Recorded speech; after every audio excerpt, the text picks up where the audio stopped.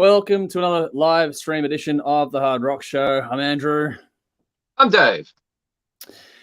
We're here. We're back again. We're expecting Jeff to jump in as soon as he's ready and able to do so. And my apologies being a bit later tonight. I was trying to get Instagram working, but it's not working this time around. So my apologies on that one. We'll do some clipping and share some videos over there later on in due course. Hopefully you're all keeping well. Make sure you get in the comments and say hi to us wherever you are watching this from. Tonight we're going to go through a heap. Again, we've got round 7 of our Blame Canada King of the Riff series, which is this week it's Rush Moving Pictures versus Bryan Adams Reckless. This is like Dave's torture within torture. Mm-hmm. And Dave, the best part is one of these has to go through to the finale. We're nearly at the end. So we've got this round, the next round, then there's one more to go, and that crowns the winner of this one. We're also going to talk about, we're going to premiere a brand new video tonight from the mighty Melbourne band Torrential Thrill. We're all very keen to see that. We're going to get to that very, very soon. So just stick around for a bit longer if you're here for that only. We're going to discuss Spotify's new method of, exposing bands to punters. I guess we're going to review the latest from Stonetrip, as well as go back to, and talk about a classic from Queensrÿche with a bit of a twist on this one as well. Going to play a new game tonight as well. We haven't done that yet. Going to discuss a whole lot more as well, including our songs of the week and everything else in between as well, and the bin and all the usual stuff as well as we go through. So yeah, make sure you give us your thoughts and make sure you're following us on your preferred social media platform. There are links for our social and there are links for everything we're talking about tonight in the description box for this one. So make sure you check out those links for everything we're talking about in case you miss it in the comments as we go through. And also, please do check out our socials and get involved. Follow us there. Get involved in the conversation. A big thank you, as always, to our fantastic sponsors in Squid Ink Screenprinting, Alt-Cvlt Rockstar Finance. Their details, just like ours, are in that description box. So, yeah, if you can give them a like or a follow or a share, that'd be greatly appreciated as well, because every bit of help they get helps us in turn as well. We have that is there to go through as well. We have Jeff, who's just jumped into the waiting room. So Jeff, let us know when you're ready to jump in, and we will let you in here to say hi to everyone as well. Sonia's here and others as well. So we'll go through the comments here. Rowan over on YouTube is giving us the horns as always. Good to see you. Same with Nicole. Good to see you as always too. Andrew, he's here. Evening, gents. How are we tonight? We'll get to that in a second, but hopefully you are keeping very, very well out there as well. Sonia on Facebook saying, hi, guys. Yes, we're finally here. Sonia, Dave got your message. Don't worry. Same with Michael. Michael saying, hey, guys, good to see you as well. Same with Conrad. Good to see you too, pal. Hopefully you're keeping well out there. Sonia says, so excited for the new Torrential Thrill track. Yes, we all are. And I think we'll be very, very happy with this one too. And speaking of Torrential Thrill, Stephen's here. Good to see you, buddy. Hopefully you're keeping well. And Darren is over on YouTube saying, hey, all good to see you too, buddy, as well. I can see Jeff typing away, so I'll wait and see what's going on. He's saying, wait 1 minute. Hey, Nikki. Hello. Hey. There you go. Hey, Nikki. Nikki's here with us. Good to see you as well. And Sally again, as always, saying, hey, guys. Good to see you too. Hopefully you are keeping very well out there. Alrighty, we were asked, so let's do the rounds. Dave, how have you been this week? Yeah, I've been good. My kids are back at school. They had the previous week off because they were sick, but they were good. Work is busy. Apart from that, there's not much happening. Can't afford to go anywhere or do anything, so not much happens in my life at the moment except listening to music and watching wrestling shows, movies. Yeah, apart from that, not much. How you doing, man? Yeah, same. Not a lot to tell. I went to my my niece's birthday last weekend, which is really nice to go and catch up with family, which is always good. And because I've been playing with my little laser engraver, I'm making presents for all my nieces and nephews this time around. So this year has been a lot of experimenting and playing and stuff, which has been good, actually. It's been really, really, really entertaining to get through and learn some processes and stuff. So for those that are following on my personal accounts, you'll see me posting stuff about that one there.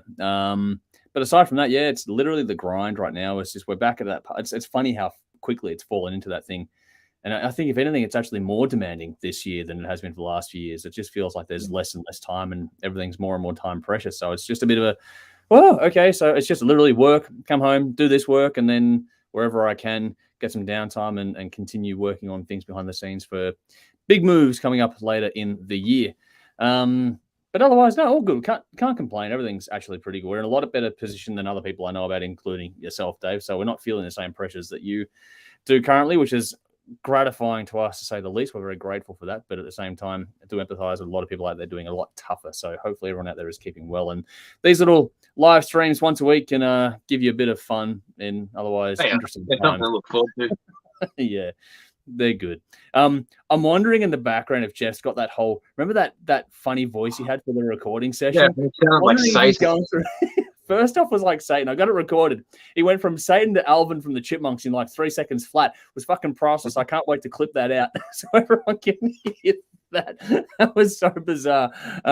So I'm assuming that Jeff's tweaking things to make sure it's not a repeat, because we were joking about what would happen if that was on a live stream, not just the not just a pre-recorded thing. But you're going to see Jeff on TV, not this week, the week after. So that's coming up very, very soon as well. New comments here. Let's see. Okay, Mac Cells, thanks everyone for tuning in tonight. Well, we do thank everyone for tuning in tonight. Good to see you as well. Philo's back again over on Twitch saying hello, Omnipotent Standing Rockers. Thank you for joining us once again. Always love having you over there. And Nikki's going, haha, where is Jeff? Jeff is in the waiting room, Nikki. You know where the waiting room is in this. Are you right to go, Jeff? Is that the thumbs up? Okay, here we go. Hey. Hey. Hey, man. Hey, How how you you going, doing? Jeff? You guys hear me okay? Yeah, all good. No. You sound like Satan. Your voice this time? Yeah, cool. I heard you, but yeah, I don't like it was just bizarre. But I'm really interested if you got a clip of that to hear what the heck that sounded like, because it was fucking hilarious. Yeah. Okay. I'll well, I'll take your word for it. I will use it. Yeah, I'm sure you will. I don't remember what the fuck I said, but hey, it's cool. Oh well, how you it was going, just me man? playing around. I'm going good, very well. I'm on my little weekend here, Thursday and Friday this week, so happy. I'm getting a bit of a weird little echo. Is it just me? It's just you. We're not hearing It's just anything. Yeah. Well, there we go. It's just me again. Yeah, no, I'm good. I'm very well. So, awesome. Anything much going on this week, or just working away? Well, I'm working Saturday, Sunday, Monday, Tuesday, and then I'm taking the rest of the week off just because I need time to recuperate from the Wednesday Megadeth show. So, right, there we go. Megadeth and In Flames. That's going to be fucking killer. It's going to be good. Yeah. So enjoy. Need 5 days off for that. Just it's just worth it to get the batteries recharged. I don't blame you at all for that. Yeah, that's right. What do we got here? Either one of you lads going to that? Sorry, I'm not. Dave, no. Can't afford concerts at the moment. Yeah, unfortunately. Damn! If I'd known, Dave, I mean, I would have shouted you to see Striper. That would have been cool. I would want Jeff. Help me. Did that? I'd want you to film Dave's reaction the whole time. Oh yeah, for that alone. That would have been awesome. You know what? In all fairness, like I know what Dave's saying. I know where he's coming from with the whole Striper thing, but they are a killer band. Like musically, they're fantastic. Like the thing. It's funny because Nikki's in the comments tonight, and she was the one who went on and saw them on the Kiss cruise, I think it was, and she was saying they were amazing live. So everything I hear about them live would be wanted to check out. I haven't seen them live, but I do want to, just for the shit, just to say you've done it and to see what they're actually, what the hype's about, if that makes sense. I've heard they never put in a dud performance, so that's one of those things I would like to go and check out. Very good band. Yeah. Gear is here. Good to see you again, buddy. Hopefully you're keeping well. He's going, hello, all Vikings from Norway. Fuck yeah. The new album, Hail to the King, will be coming out March 24th worldwide. So we're looking forward to that one. So make sure you get your pre-saves on that if you can. Philo's chiming in as always. Good to see you as well. Nikki says, oh, no robot voice, Jeff. Hi. No robot voice. Yeah. Oh. I can put one on if you want. Yeah, well, you can actually. You've got the whole settings there. I don't know if you worked it out properly or not, but you can. Yeah, I could do it, but I'm not good. I could, but I won't. Vinny says, good evening, lads. Great evening for it tonight. Footy's back, tear trash, Vaseline, and Nivea cream. I'm sure you're having a great night over there. We don't need to enjoy yourself as best you can. You can always type one-handed. Vilo says, how is the Bell collection going? Got to keep them safe. So are they all safe there, my friend? They're all safe, yeah. That is good. Michael says, looking forward to Knotfest. There are a lot of people I know looking forward to Knotfest. That's going to be a pretty good gig, that one. Conrad says, I will see you at Megadeth, Jeff. So there we go. You two can connect and have fun there. Well, we fucked up on the Striper thing. He was supposed to be there. He was there, but I just couldn't find him. So I was looking for some tall, blonde, fat guy. I couldn't find him in the whole crowd. Sorry.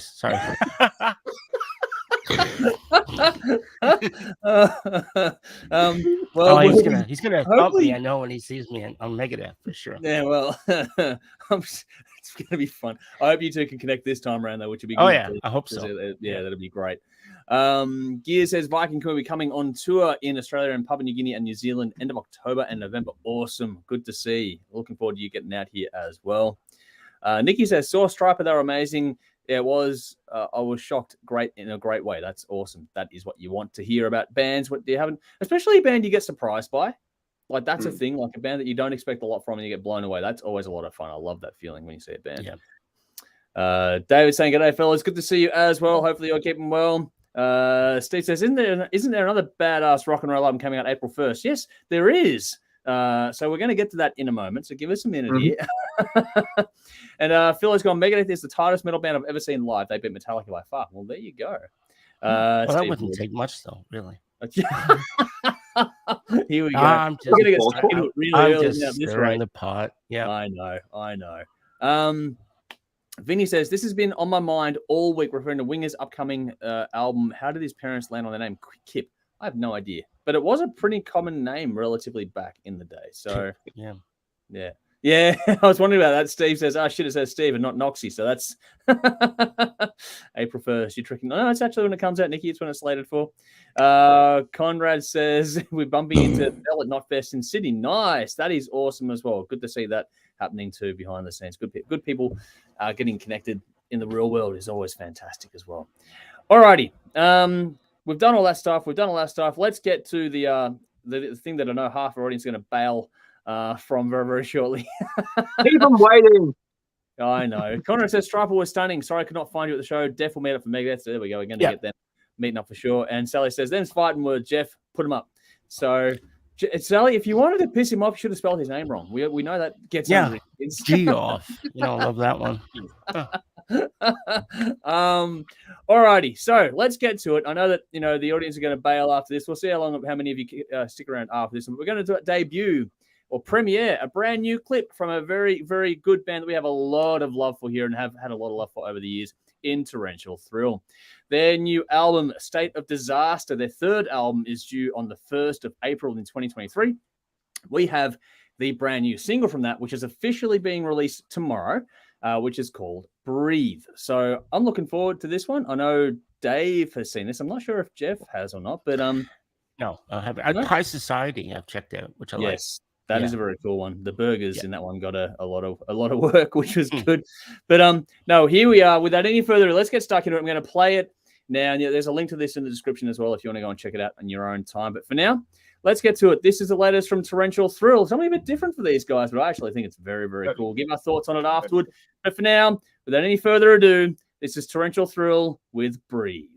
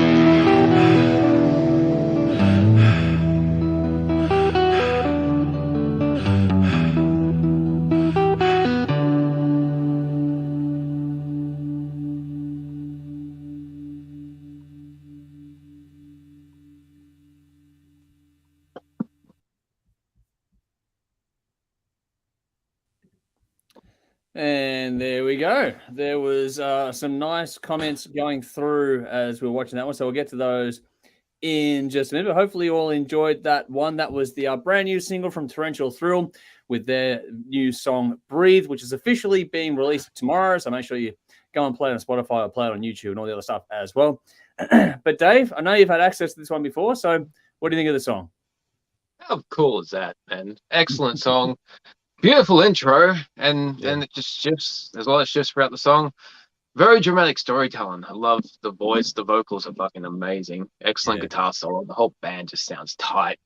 It's a longer song. I like different sections in between it. The video is great. It really complements the mood of the song. Like the candles burning at the start. I like the imagery of placing the singer right in the middle of the stairs around him. It's very claustrophobic. Cool idea. Shifting from black and white to standard color and then the red tones and then the slightly out of focus. The whole thing is just fucking amazing. And that haunting chorus, just breathe. And the book ending of the bicycle. So I am really stoked for the album. If it's all like this, it's going to be amazing. So yeah, awesome song. Nice. And Jeff, that was your first taste of that one. How'd you find it? Yeah, I really enjoyed that.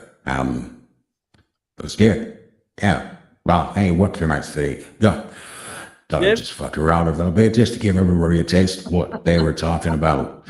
But let me just say, in all seriousness, that song was because in the video, I thought, hey, this is not a kickback. It felt to me very, very, had like a really high quality, almost like a Nickelback sort of sound. Is what I'd be off the mark if I said that?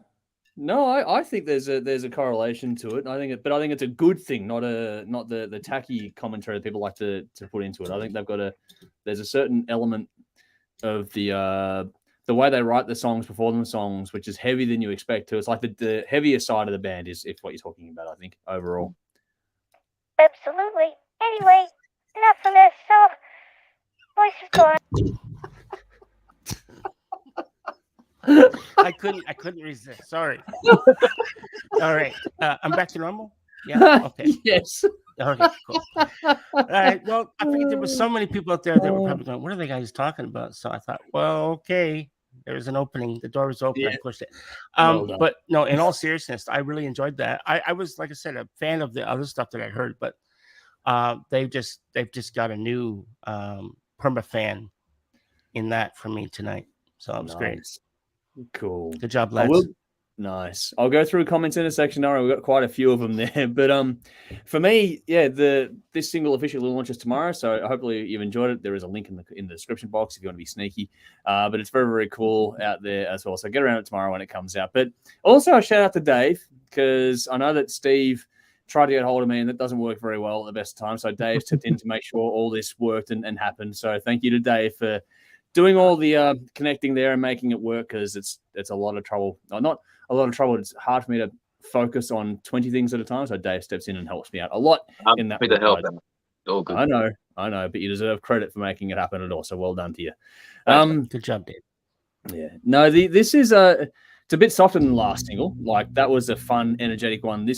But I think they've always got a level of depth and weight to their songs, but not many that are sort of as serious as this one sort of gets. I think, Dave, correct me if I'm wrong there, but this is one of the more sort of somber and mature songs from the band. Not that there's anything silly, but like they've just always got this fun element, and this one just feels a bit darker, which is cool. Yep. The slower pace allows the drama to build in that song nicely, and I love the mixing into the acoustic on that one too. The acoustic guitar layering, and not just at the start, but also at certain accent points of the riffing. That was really cool, just to sort of give it some extra punch and change it up a bit. Like you, Dave, love the vocals, and I think they really do stand out. This one, the emotive conviction in particular, was fantastic for me. I just like how they delivered that with the tone and the way it all. The tone of the song is really interesting, and just it's all presented well. But this whole thing is a builder of a song. It's a longer one from the band, and it goes, the payoff is the solo, which is fantastic. Got a few comments on the solo as we're going through. But yeah, I loved how the tension and release of leading up to it, it sort of dips away a bit and then just comes in for the solo, and that you get the softer ending toward it, at the beginning. The solo fit the song perfect. It was very tasteful. Yeah. You always get the flashy solos, which sort of go over the top, but there's something to be said for making one that just fits the song perfectly, and that's exactly correct. And that fit the song perfectly. It was beautiful. It was beautiful, actually. Yeah, loved it, and the way it was built up to it was great too.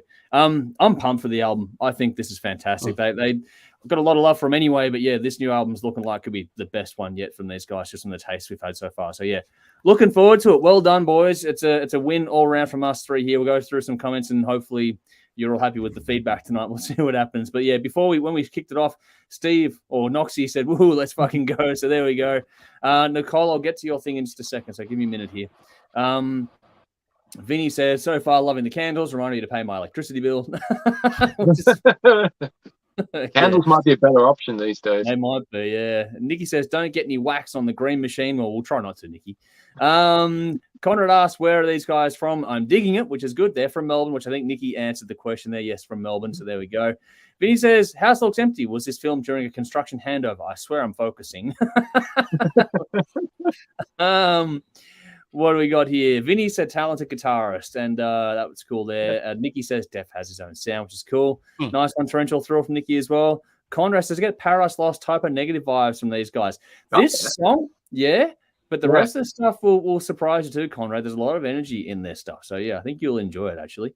Nicole says Torrential Thrill is such a great band. Yes, they are. Everything they've done has been fantastic. Sonia, we know you're a big fan. She goes, wow, I'm speechless. That's high praise indeed from Sonia. Darren's raising the glass, which I'll get to that in a second. But Vinny says, what the fuck, Morgan Freeman? That's where the voice has changed over. Here's the Nickelback connection for you, Jeff. Noxie's gone, the bass player is Canadian after all. So there we go. Well, there you go. It's interesting because the video, right? The drummer was playing in front of that window, and out the back you could see snow. And that reminded me of the Limelight and Tom Sawyer video, which is a similar thing. Maybe they were going for that vibe. I don't know. That's a good pickup there, Jeff. Well done. I didn't think of that, but no, you bang on. Now that you say that, it's one of those things where someone says something, you're like, oh, hang on, yeah, you're fucking right. That's what happens. Nikki loved the video, so there we go. Nicole says very marketable. Sonia's gone laughing at Jeff's many voices.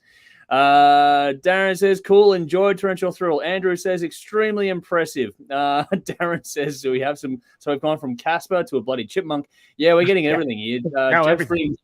Jeff is expanding our horizons here at the show. Let's put it that way. Absolutely. Yeah. Nikki says, Nothing As It Seems is pretty deep. Yes, that's true, actually. That song, Nothing As It Seems, was one of the deeper ones as well from the band on the last album. What have we got here? Torrential Thrill, the band, saying, thanks for that, guys. Terry Truss has always been one of our biggest supporters, and we are wrapped that you're able to debut this for us tonight. It's a deep one for us. We can't wait to get the rest of the album out in a couple of weeks. We can't wait either. Cool. And thank you for trusting us to do this for you tonight. It's a pleasure and an honor to be able to premiere these things. So, yeah, thank you very much for giving us a chance to that one tonight. We really appreciate it. Sonia says, Torrential Thrill always sound like Torrential Thrill to me. They have their own sound, which is what you want for a band at the end of the day. I completely agree with that, by the way. And Vinny says, I'm keen to also hear something with a quicker tempo. Also, I really think they will stand out in the Australian music scene. Check out the previous single, High Society. That will be that'll be the one. Yeah, go follow that around. Very cool. Yeah, that's a lot of energy on that one. If you want to hear something with a bit of quicker tempo, that'll be the one for you. And I'm sure there'll be some stuff on the new album coming up for sure. Alrighty.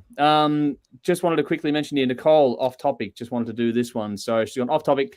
Can we raise our glasses to Merm from No Remorse and Persecution, who passed away 13 years ago today? Dearly missed him for that. We'll raise a glass and salute. So hopefully that is always a somber occasion when a date comes around that you remember. Hopefully everyone that knew and loved the Merm is doing okay, because anniversaries kind of suck as well. But yes, we can do that for you. Absolutely. Hopefully that is a little bit of acknowledgement for you there. Alrighty. So we'll keep things moving on. Hopefully people will stick with us now as we go on to other stuff now. Dave's pick of the week this week is a different one. It's going to be in the comments now. No more premiering, no more playing. We're just going to put it in the description. In the comments. It's also in the description box. This is Dave's pick of the week. This is the 69 Eyes, because as soon as they release a track, it's always going to be Dave's pick of the week. So that band have got their new single, Death of Darkness, from the upcoming album of the same name, due April 21. April's looking like a monster month as it stands right now. But Dave, what made you pick this one for your song of the week this week? I always check out stuff from these guys. Is anyone surprised I like this band? They're goth rock. Their name Not is at all. 69 Eyes, and this song is called Death of Darkness. Mhm. So it fucking sums me up in a fucking nutshell. But I've been a fan of this band for a very long time, and I've enjoyed everything they've released recently. But their sound has progressed from what it was 10 years ago. And it's been such a gradual change, I didn't really notice it happening. Yeah. This song takes them back to what they were doing on Paris Kills, Blessed Be, and the Devil's album around that era.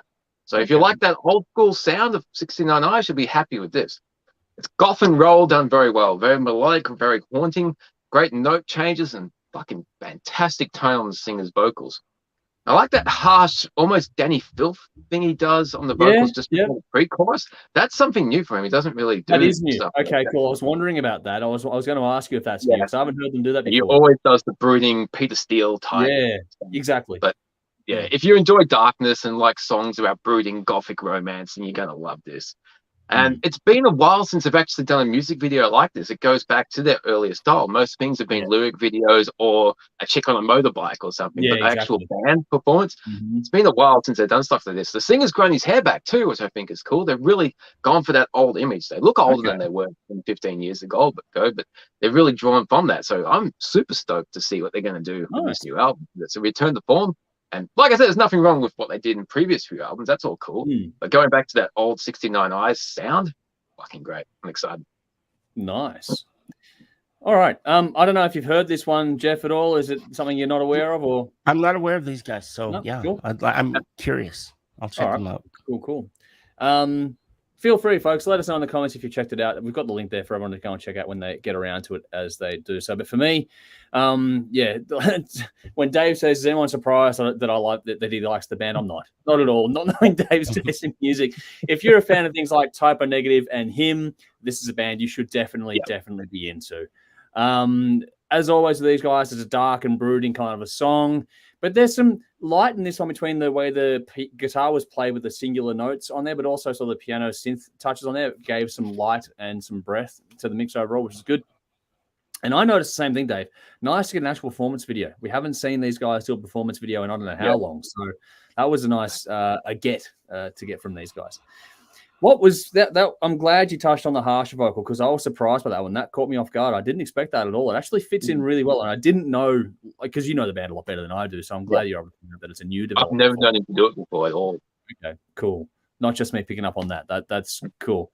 But not normally a thing I associate with this band, but it worked well. I actually thought, and it was only a sparing little thing. It wasn't like it was suddenly they half the song. It was just a little pre-chorus thing, just a little accent moment, which was really cool. I thought it was well done. It was a very tasteful little addition to their repertoire, if that makes sense. Got some nice harmony on this one. The whole song is relatively sort of mid-paced, but there's a nice chunky riff in there too. I liked the guitar riff that they leaned into on that. Neat little solo, especially with the synth aspect as well, which is cool. Like I said, there's obvious comparisons with Type of Negative in him, but they also sound like themselves, which is remarkable in this sort of field of music as well. They've been around for a while, so if you like this one, there's a lot to go and check out. And there's a new album coming out on April 21. So there's heaps. I don't know how many albums there are, Dave, but there's a few, aren't there? Oh, fuck. It's a bit closer to 15, I think. Yeah, about that, wouldn't it? Yeah, they got a lot. They've been around for a long time. I think like late 90s they started. Yeah, sounds about right. But you know, like I said, you know more than I would at the moment. I've got I'd be guessing roughly. Nicole says, this might take me a while. Maybe.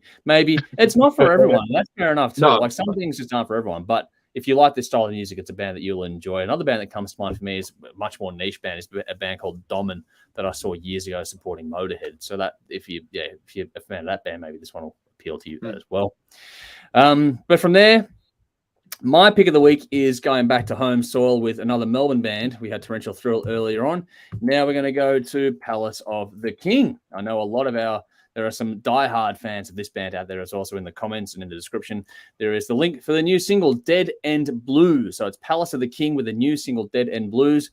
My pick of the week, so I'm going to go first. This follows on from the recent single, I'm Sorry Blues. So there's a bit of a theme going on already with the band. But there's more on the way in 2023, which is cool. And right from the start with the harmonica on this one, the groove and the tones, you've got this gravelly sort of bluesy feel, which just sort of hits the spot if this is what you're in the mood for.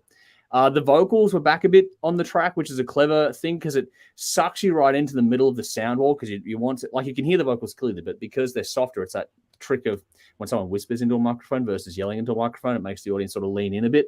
So it makes you lean in to listen to it, mentally speaking.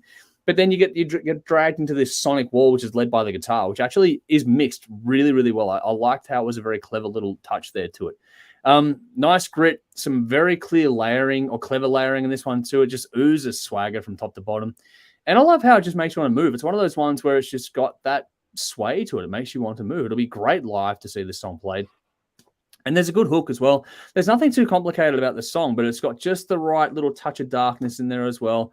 But on this one, the thing that stood out to me in a lot of ways was the keyboard solo. I thought that was a nice touch in this. You don't get a lot of those these days. And so I thought they did that really, really well. It adds to that kind of trippy stoner element that is a part of this song as well. And there's some really good swing in it, like I said before. I love the riff. The pulse of the song overall is really nice. And these guys never, ever disappoint me at all. This is another cracking track as far as I'm concerned from these guys. And if you like this, you really should check out their back catalog because they've got a few albums out there as well. They're always evolving, but always at the same time finding ways to stay true to themselves. So they just keep expanding their horizons but never lose the core of who they are, which is a really, really neat thing to see. A band that's been around for as long as these guys have doing that so well. So I'm a big fan. I like it a lot. What about you, Dave? Yeah, I love this stuff too. I mean, it's light and shade from the 69 Eyes. This is like flipping the coin, seeing the other side of my psyche. But yeah, I've seen this band a few times live, and they always deliver. Phenomenal. This song is no disappointment at all. It's pretty cool. Upbeat blues rock with a hell of a lot of swing. If you like that type of stuff, and they do it exceptionally well. Especially these days when everyone's just trying to be the fastest, heaviest thing out there. Yeah. They're bringing back the roll to rock and roll. Yeah. Plus, it's based in the blues. It's like old school influences. Harmonica intro is pretty cool, and great interplay between the guitar and the organ and the keys, and the whole band is locked into this tight unit. This pulls out this amazing blues rock. Yeah, the music video is really interesting as well. It's animated, and the whole thing goes backwards at first, and then it gets halfway, and then it reverses, and you see the whole thing the incorrect way, which the baby taking a dump was really fucked up. My daughter comes in halfway through me watching this. She's like, "What you watching? This looks interesting." It's just started to go backwards, and I'm like, "Oh no!" Like, yeah, this is Andrew's pick for the week. You can watch it if you want. I'm like, "Oh, baby, I like babies." Oh no! So I let her watch. I like how you threw me under the bus for that one too. Nicely done, Dave. Well played. Okay, man. I'm not going to do anything else. Yeah, she saw it from the start again. She thought it was all right. The reverse of the baby taking a dump, that was really weird. Yep. Overall, this song's fantastic, and I'm really looking forward to more music from this band. Nice. All right, Jeff, have you heard this song or the band at all, or is this another new one? Not this song, but yes, I've heard the band Yep. from the past. You guys have talked about them and stuff. But yeah, absolutely. So I'll be eagerly checking this out. I've got the link and everything. I'll be doing that later. As I said, this show has opened up so many musical doors, so I love it. That's one of the reasons why I'm a fan. Nice. Well, I'm glad to see we haven't lost our touch after all these years of doing it, which is in theory. We keep winging it every week and it keeps working. So I don't know what the fuck we're doing right, but it keeps going. So there we go. Hey? We're professional. Yeah, that's a theory. So referencing the video on the song that Vinny says very trippy too, like Jack White on acid. That's nice. Nicole says this I like, except for the record drag sound. It's a catchy song. Nice. Sally's going, yes, I'm into it. We're getting some love for it. And Terry's joined us saying, hi guys, good to see you again as always. Hopefully you're keeping well out there too. Alrighty, time for a quick gig plug, which isn't really a gig plug this week. It's just we're going to continue on. As far as I'm aware, this is still a thing. I probably should check that before I go fucking going on about it, shouldn't I? I'll do a quick little link here. Is it still open? Yes, it is still open. Okay, good. Alrighty, so the gig plug, quote unquote, for tonight is it's in the description box in the comments now. But it's the last chance rock and roll bar are trying to save the tote. So here's the spiel. So the last chance to save the tote. Well, we might as well have a crack. As some as you will know, the tote, the actual building and business, is up for sale. It has an asking price of $6 to $6.6 million. In all likelihood, it will be purchased by a developer and the tote will no longer exist. We're not going to let that happen. Leanne and I can afford, with a lot of hard work, begging, borrowing, and using every dollar we have, to come up with around 50% of the asking price. We're hoping to sell enough merch, good times, and a future to make sure that the tote remains the tote forever. It will also be the last time the tote will ever need to be saved, because if we're successful, we're putting the building in trust with so much red tape, caveats, and legal protection that it can never be anything but a live music venue, let alone sold ever again. It will always be a live music venue for future generations of Melbourne bands. We know this is a seemingly impossible task, but we think it's worth it. We've got under a month to make it happen, and we're going to give it everything we've got. We've set up an all or nothing possible campaign. This is it. If you can contribute in any way, whether it's through merch or simply sharing a post, we truly appreciate it. So even if you can't donate, folks, I know it's tough at the moment. So if you just share this around, it'd be greatly appreciated too. We're truly going to need thousands and thousands of people to make this happen. We'll be adding more to the campaign as artwork comes in, thanks to all the artists that are working hard on a tight schedule, as we come up with some other amazing things as well. Strap yourselves in. Lots of love, Shane, Leanne, and The Last Chance. So that is a thing that's happening at the moment. I haven't really updated myself. I've been flat out. So hopefully it's making some good progress, but we'll have a look at it, and hopefully there's more we can do. But we're going to keep sharing this one until it's obviously not going to work, or does work. Either way, when there's a resolution is when we'll stop sharing this one around, but every week we're going to keep talking about it and plugging it amongst other things as well. So please do, if you can, get involved. But if nothing else, just take note of it on your socials and give it some share, because word of mouth is critically important for these sorts of things to get over the line. All right.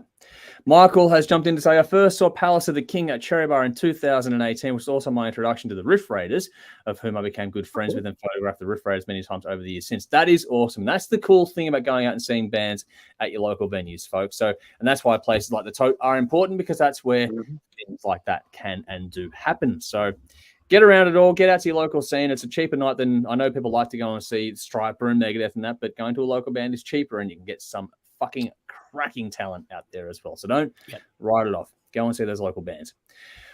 Alrighty. Time to move on to the hot topic for the week. And this one, I know Dave's had a chance to read up on it. So Jeff will walk you through this one and get your thoughts on it as well. But Spotify have officially started to roll out a platform which gives artists a choice, basically, between the standard royalty rate, which is a pittance anyway, or you can get less of a royalty rate for for an enhanced sort of boost into the algorithm for the radio play. So, you know, similar artists. So when you put Spotify on just it's left to play on its own, it does a radio function. It'll play artists for you that it links through, you know, listener taste and all sort of stuff. It has a very good, actually, to be fair to Spotify, their actual mechanism that it all works through, like finding bands you like, is actually very, very good on that platform. The recommendations are fantastic, so they do a very good job. So you're not going to get, it's not like they're force feeding everyone just shit because, but they'll find bands that select this thing that really match your taste and put those into your thing for you. And bands get the option now of choosing at lesser royalties and more exposure, quote unquote. That's the way it sort of works by using that new algorithm that's rolling out now. Dave, your thoughts on this one? Yeah, initially reading the headlines, just like, fuck off. This is a terrible idea. Just another way for Spotify to rip off artists. But then you start reading it, you start thinking about it. You know, it's no secret. You get fuck all from Spotify anyway. Bands don't make money from albums, really. I mean, they say you make money from touring, but even these days, a lot of tours are cancelled because that's a different story anyway. Yeah. But I know lots of young bands who love Spotify and the advantages that the algorithms gives to them, and they're getting their music out there and knowing where to tour. So there are a lot of benefits. Some people even say that buying physical media is detrimental to a band's success these days, but that's a whole different fucking thing again. That's different. But ultimately, it's easy to get pissed off about the whole Spotify thing and YouTube streaming and everything. You don't make money from physical media. The world has changed, not 1985 anymore. Yeah. It sucks, but that's the way it is. But Spotify aren't forcing anyone to do this. It's a choice, and it's a good choice. It's an option. People want to take it, they can. They don't, they don't. You know, and in today's oversaturated music scene, where there's stuff coming out every single week, and you can't get through everything. If you're listening to your favorite song and something else pops up afterwards, I've discovered so many bands through that function. I was hesitant to get on Spotify to begin with, but you know, the bands I listen to now, there's been a whole bunch I've discovered, and whole genres of music I've discovered via Spotify. So for me, it's actually a good thing, and it's a good option. And if bands want to take it, they can take it. If they don't want to take it, they don't. But you know, there are so many options out there today. If you're not jumping on any potential one, you're just doing yourself a disservice. So it's easy to bitch about it, but give it a go. It's not going to hurt. Okay. Cool. All right. To be honest, I wasn't sure where you'd land on that one. I thought you might go the other way. So it's actually good to get you on that side of the coin there. Yeah. Jeff, do you have any Initially, sort of like I said, just reading the headline is just like, Yeah. fuck that. But reading up on it and giving it a bit of thought, just like, yeah, okay, worth a go. All right. Cool. Jeff, any thoughts on that one at all? Yeah, I mean, this is the first I've heard of it, so Yeah. you know, I'm hearing it first time, which is interesting. But look, anything that can help a band is a good thing. So the choice, as Dave said, everything pretty much he said, I agree with. The choice, if you don't want to participate, you don't have to. Yep. You can stick with the, you know, the model that you've been used to. But if there's something out there that can get your music heard, at the end of the day, that's really all that matters. You don't go on Spotify just because you can. You put stuff on Spotify or some platform so that people can hear you, right? You want to get your stuff out there. You want people to hear you. So anything that can help that, how can that ever be a bad thing? Yeah, no, good point as well. It's funny because normally I'm the one defending Spotify, so I'm not used to this conversation going the other way. I'm usually the one defending it because there's some epic videos that have been filmed in the past, Dave. You know this, that there's like a 40-minute plus hot topic. I think it's actually on 45 minutes. Yeah, that's available out there if you want to hear me rant about defending Spotify to everyone. This time around, I'm actually going to go the other way. I'm not as keen to defend it. I think that which is why it was interesting to me to hear Dave's take. And yes, it's a complete. I can destroy my entire argument that I'm about to make by saying yes, because you get fuck all money anyway. What's the harm? So I completely can get the argument. So if you're not making any money anyway, to getting your music out there, all those things matter to me, and that is important. And it's about choice, which is good because you're not being forced into it. It's not like if you have this many followers or this many listeners, you're automatically on this tier. It's just that you get to choose, which is the important thing. The choice is all important. So I can see, you know, I could easily go the other way that Dave articulated. I could do it, but I think that for me, it's the whole. I'm getting a bit tired of the "we'll give you exposure" argument. I'm getting it's a bit much now. It's because, like you mentioned, Dave, touring so hard, and like most bands are barely breaking even on that. It's not a profit-making thing. Merch is hard to do, which, you know, it's all right, but it comes down to reward for effort. And I get that you can get more ears listening to your music, but I don't know, honestly, what protections there are for a little band not to be swept up by sort of a mid-tier band. What happens if a band that's in the middle tier, I don't know, pull one out of my ass. Let's say Fozzy, for example, opt into this tier. How do we know that doesn't start drowning out bands like Torrential Thrill? We don't. You want to get more detail fleshed out about this one, so I'm not sold on it at all. And as soon as the word exposure comes in, it's like, oh, fuck off with this shit. I would love, but the thing is that my point that I've written twice on my notes here is I'd love to be proven wrong. I would love for this to be an absolute success. Bands get heard.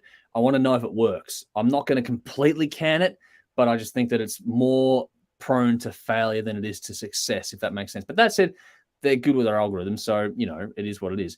This is the thing here that we go on about bands like Torrential Thrill, Palace of the King, and 69 Eyes and other ones as well, and you know, Stonetrip later on today as well. And these are bands I'd love to get, you know, more ears listened to, more support out there for. But when in a lot of respects, though, for me, you're almost better off taking the pittance that you're getting from your streaming royalties and putting it into things like Facebook or Instagram advertising, because it's so much better bang for buck that you can target more specifically to people that actually register their likes through the platforms. And those algorithms are pretty good as well. So it's all, I don't know which way you'd play it, but for me, I know this is very passive, so you don't have to do a lot of thinking and sort of tick the option and off you go, but I'd rather bands not necessarily opt out, but at the same time, if you're going to go down that path, I'd rather see a band really lean into their social media networking, their social media skill set, and you know, build that core thing. Like Dave, you and I have discussed many times over the years, the whole idea about having 1,000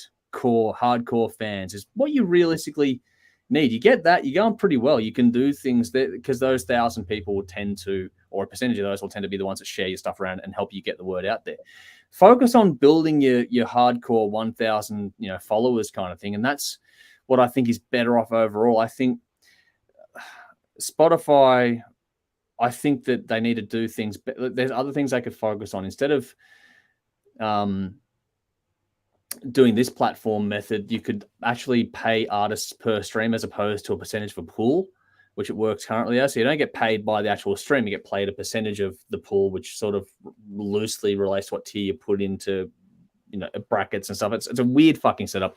I would just rather see that if you got fucking 1/10 of a cent per play, then you get that 1/10 of a cent per play. And it's the same for you. It's the same for Metallica. That's what I would like to see happen.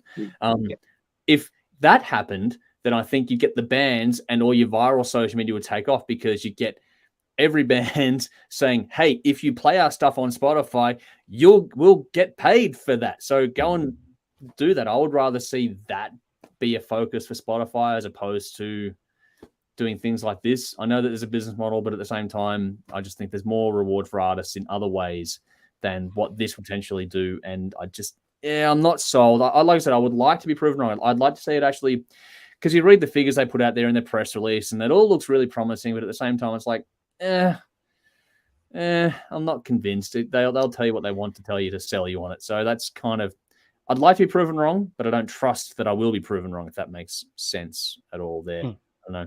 Well, I mean, Spotify is the biggest, right? I mean, of all the music sharing streaming services, they're the biggest, right? But look, there's platforms out there like DistroKid, which will take your stuff and put it everywhere. Okay. So if Spotify is doing this on their side of things and they're promoting things and giving that little bit more for the artists, that's going to translate to all the other platforms in a non-direct sort of way, because if an artist gets, a certain number of views on Spotify, a little more than they normally would, then the word gets out. There's still people out there that talking on social media and stuff and sharing music and ideas about bands and stuff. So, I think it's just another tool in the artist's toolbox that's going to help. Yeah. And like I said, this is I'm going into it hoping to be proven wrong. Like, I'm not sitting there going, I'm right. I'm hoping to be proven wrong, because that's what I'm afraid of. I also have a fear that it could spiral a race to the bottom when it comes to artist payment. And just because you opt into a thing doesn't necessarily make it right, because you can be taken advantage of for providing content to a platform when they're not paying you at all for it, basically, on the thing. So it's an interesting debate that will play out over the next 5 to 10 years. It's not going to be resolved anytime soon. It's going to take years for it to play out. But I would love to be proven, or have my fears proven wrong. I do take that. I do see that it can be a positive, but at the same time, I'm more concerned than hopeful, if that makes sense. Well, you probably, in all fairness, you're probably partially right, because the bean counters at Spotify would not have done this if they didn't think that this was going to somehow benefit them in some way. So exactly. So we'll see what happens with it. But anyway, give us your thoughts out there, folks. I'm sure that, like, this sort of stuff always gets people's back up. So we'll see what happens with it. Here we go. When finding bands that you haven't seen before, Nikki says, I became obsessed with Alt-Cvlt, who opened for Massive. Love the opening acts. They are good. And they were a good, I don't know if they're still going anymore, actually, but their EP, was it EP or album that we talked about a few years ago? That was pretty fucking good too. Here we go. Nikki says, I watched that video Andy shared about why people still buy CDs, and the point that I most resonated with was that streaming services gather data on you. I do have Spotify, but if I listen to, say, a 30, I don't know, STMC, 30-second... Mars? 30 seconds to Mars? Seconds to Mars, yeah. Oh, okay. Sorry. Yes, you're right. Actually, CD, no one knows except my neighbors. There we go. Yeah, no, good point there, Nikki. Like, but at the same time, I think that if we're all that concerned about privacy in this day and age, then I think that bodes well and truly sound. If you've got a Facebook account, you're fucked. So I do get it, but at the same time, it's interesting. Anth agrees with me. Good to see you, buddy. Hopefully you're keeping well out there. So I'm glad you agree with me, but we'll see what happens. Rowan says, Spotify is like, do you want me to design an album cover for me? No, I'm not paying you for it, but just think of the exposure you'll get. Well, that's the that's the debate there for me. I'm a bit tired of that round and round and round. It's a bit taxing.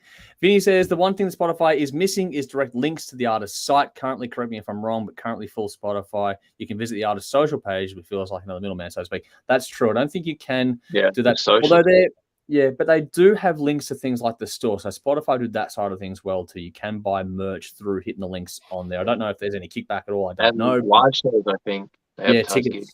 Yeah, so tickets and live shows get there. So they do that.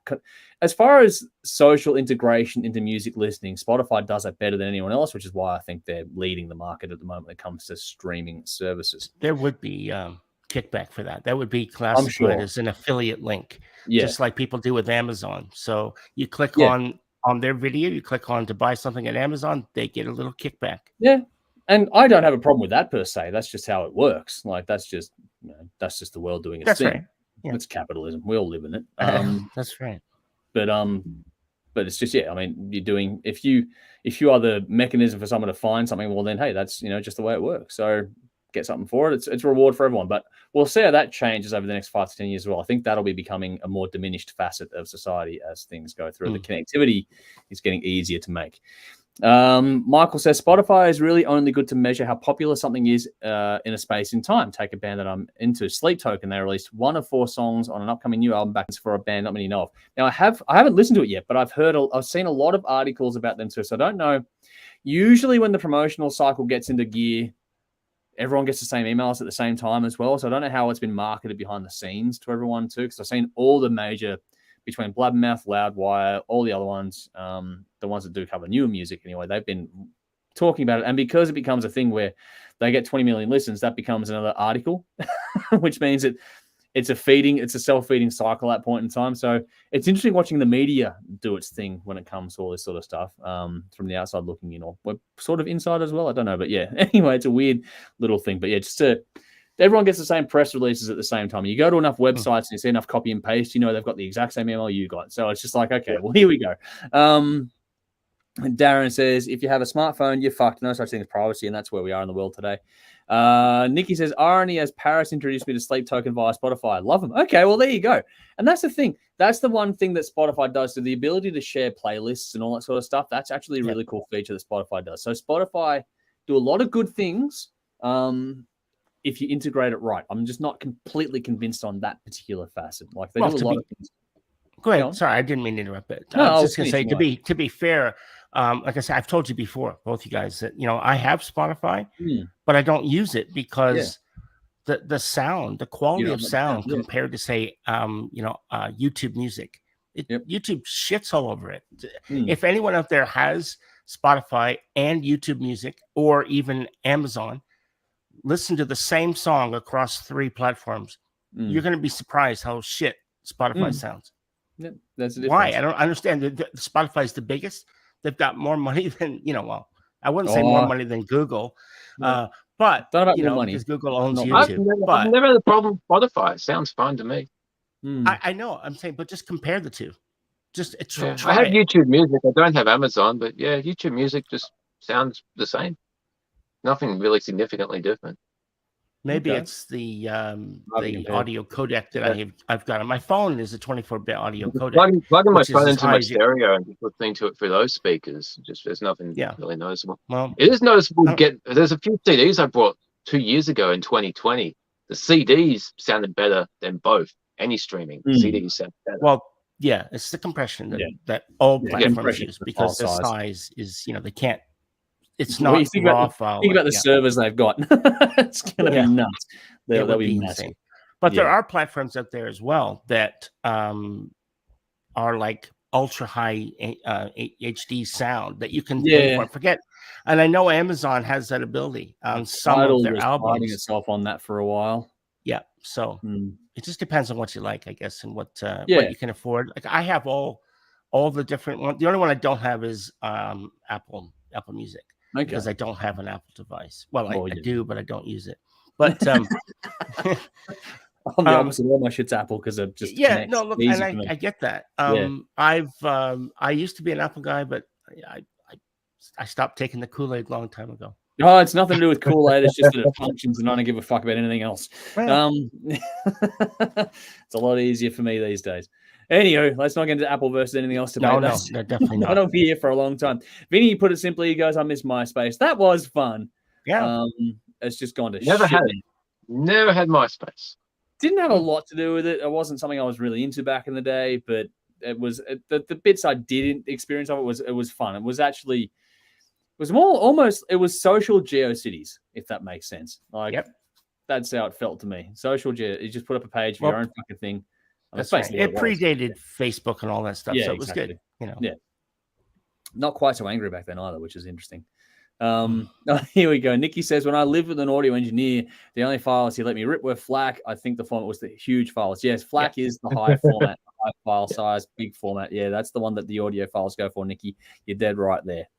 Alrighty, let's play a new game tonight. Let's do something different. And this is going to involve audience interaction, not as we do this one right now, although feel free to give us your thoughts. But over the next 24, 40 hours, depending on how I do things behind the scenes, we're going to put a video out about this one as well. And how the audience responds is going to dictate a bit of a scoring side of things for us as well. So, Jeff, I don't know if you're up to speed, but I'm going to fill you in anyway, and we're going to see how we go with it. This is blind draft rules, and it's build a super group. That's what we're going to do here tonight. So, the new game is to build a super group, and for this sort of thing, we're going to do it week by week. It's not the whole thing now. We're going to do drummers tonight. So each week we'll do a different part of the band, and it's all done via blind draft. So I'll draw out names at random and they get to go first. So the theme for this one is the big four when it comes to thrash. So think about, Metallica, Megadeth, Anthrax, Slayer. And so those four bands are the ones that are available. And so I put the rule in place that you could have anyone that's been a part of those bands, alive, dead, whatever else. Doesn't matter for one album or whatever else, but if they were a member of the band, you can choose them to be a part of your supergroup. The other rule, which I haven't probably stipulated yet, Dave, is that you must represent 3 of the 4 bands in your entire band at some point. You can't just have fucking the lineup of Metallica, for example. Do you know what I mean? Or the lineup of you can't just do that. So you've got to have at least one member from 3 different bands. We're going to do drummer, bass player, rhythm, lead, and vocals as a 5-piece band on this one. And then what we'll do is that we're going to do it by blind draft. Once a person is taken, they can't be taken by a second one. So each band is going to be different to the other person's. And we'll see if anyone goes, because what I'm going to do is that just to make it more spicy, to see if we actually can declare a winner, we're going to pick our people tonight before the audience get into a poll. And then the audience polling will be, and then once we poll the audience about who they would pick, the top 5 get, like, the number 1 of them all gets 50 points nominated to it. And if one of us picks that person, we get 50 points to our score, kind of thing. Or if we get the 5th one, we get 10 points for it, and we get 10 points to score. And then we'll tally it up in a few weeks and see how it all plays out. I don't know if that's making any fucking sense at all. Mm-hmm. Hopefully it is. I guess. But it'll get there in the end. But yeah, basically, we're going to choose a drummer tonight, and then I'm going to ask the audience out there on a separate video to let us know their favorite drummer from the big 4 thrash bands, and then we'll see how it works out. We'll get through scoring that as we go through things. But there is a way to involve us and the audience, but I need us to go first to the blind draft side of things, and then the audience will get their say on things later on. But don't be afraid. Get in the comments and let us know who you would pick if this was you going through it. So like I was saying, any member from Anthrax, Slayer, Megadeth, or Metallica can be a part of this one. And tonight we're blind drafting drummers. So Jeff, do you want in? Yeah. Yeah? All right, cool. Let's do this one. So I'm going to go to my randomizer now. And the first one to get called out is me, actually. And I'm not even bullshitting. It's just... All right. So I'm going to take my one. I'm actually happy with this one. So I am going to take Dave Lombardo off the board. That's exactly who I was going to take, but that's okay. I wanted you to do it. Put on my weird voice, you bastard. Not just because of Slayer, but because he's got so much other stuff out there. The Phantomers, the performance on Mr. Bungle's The Raging Wrath of the Easter Bunny demo. That's a cracking album, so I want to get that drumming on there as well. You got Suicidal Tendencies in there, Dead Cross. There's even a track with Apocalyptica, Dave. So there's all sorts of stuff. So for me, I get my pick. I'm glad I got to go first. So I have taken Dave Lombardo, which I'm extremely, extremely happy about. So very, very happy with that one, to be honest. So let's see who gets to go next. Next cab off the rank is Jeff. Alrighty, Jeff, who is your pick? Well, you said Dave Lombardo. I could go Paul Bostaph, but I'll say Nick Menza. He's dead, unfortunately, but he's fucking great. It was great. Nice. Nick Menza. He nearly made my shortlist, actually. I'll go through my shortlist, actually, but he was like the last one I cut off my top 5. So he was definitely in consideration for me for quite some time. Yeah. Alrighty. Which means, Dave, unfortunately, it's last for you this time around. We'll see what happens next week. I don't even mind being last because the guy I was going to pick wasn't picked by you guys. So Charlie Bernardi from Anthrax. Yep. Oh, yeah, Speed, nice. precision, and groove. Something a lot of drummers lack or free. So I'm happy with that. That's my choice. All right. It's fucking Cool. That's awesome. That means I know it was funny because I can't wait to watch this back and get Jeff's reaction because I didn't get to watch it. I was opening up tabs and stuff when he was doing that. I wanted to get the you bastard. But no, it's cool because You bastard. who else did you have on your shortlist, Dave? Did you have like a shortlist prepared just in case? Oh, Nick Menza, Dave Lombardo, Chris Adler, because he was in Megadeth for a little bit, and Lars. Yep. I Okay. like Lars. He cops way too much shit. Yeah, no, well, Jeff mentioned Jimmy DeGrasso. Oh, no, Paul Bostaph, sorry. So I had Paul Bostaph on my shortlist. I had Jimmy DeGrasso because he's got a really diverse catalog as well. I also had Chris Adler, Dave. I like his work in Lamb of God too. And I also had Charlie Benanti as my 5th option there. So Dave, we crossed over a bit on those ones there, which is cool. We've all sort of in the same ballpark, but it's nice to get that sort of thing. So we'll keep building on this week on week on week. And tomorrow or Saturday, there'll be a post up saying, okay, get involved and give us your top drummer, one drummer only from the your big 4 thrash bands anytime of all. But let's see what we've got in the comments now. I pity anybody that takes fucking Lars. Come on. You never know. He was good 20 years ago. I think he was, maybe even 30 years ago. He was pretty good. But since then, he's been performs well. I've seen he's not terrible. I'm not saying that, but he's just not good at what he does. He's just not as He's not overly flash, but you don't have to be. No, you don't have to be. Not in that band. You don't have to be. No, but that's why I didn't go with him. I went with Dave Lombardo. I'd sooner take fucking Charlie Watts over fucking Lars Ulrich. Seriously. All right. What are the audience saying? Nikki's gone, ooh, Supergroup sounds fun. There we go. Oh, Conrad's already got his whole lineup here. He's gone Mustaine, Hetfield, Trujillo, Lombardo, and Kiko. Nice. Vinny says, this sounds like Andrew has a wall plotting a crime family with the pegs and strings in every direction. Probably not the best way to sum it up. You know that meme where the guy's got the fucking pieces like that? That's me when I'm fucking concocting this shit. That's what that is. Nikki's gone Spice. You would be any drummer, lol, not just the big 4. That could be done at some point too, Nikki. We could do anything. I think I might have oh no, Darren says Lombardo, which is cool, but Andrew says Nick Menza, so there we go. Nicole says Lombardo. Basher says my brain hurts. Welcome to the show. Hopefully you're keeping well. But Sally says Charlie. So we're already getting a lot of different comments on this one too, which is really cool. Actually, I like the diversity. Charlie Watts. Yes, thank you. Not Charlie Watts. No, I don't think so. But anyway, Rowan's going. If you're allowed to pick Nick Menza when he was alive, then someone can pick Lars when he was better. Time machine in this one. Okay. We'll go to Justice Era for that one.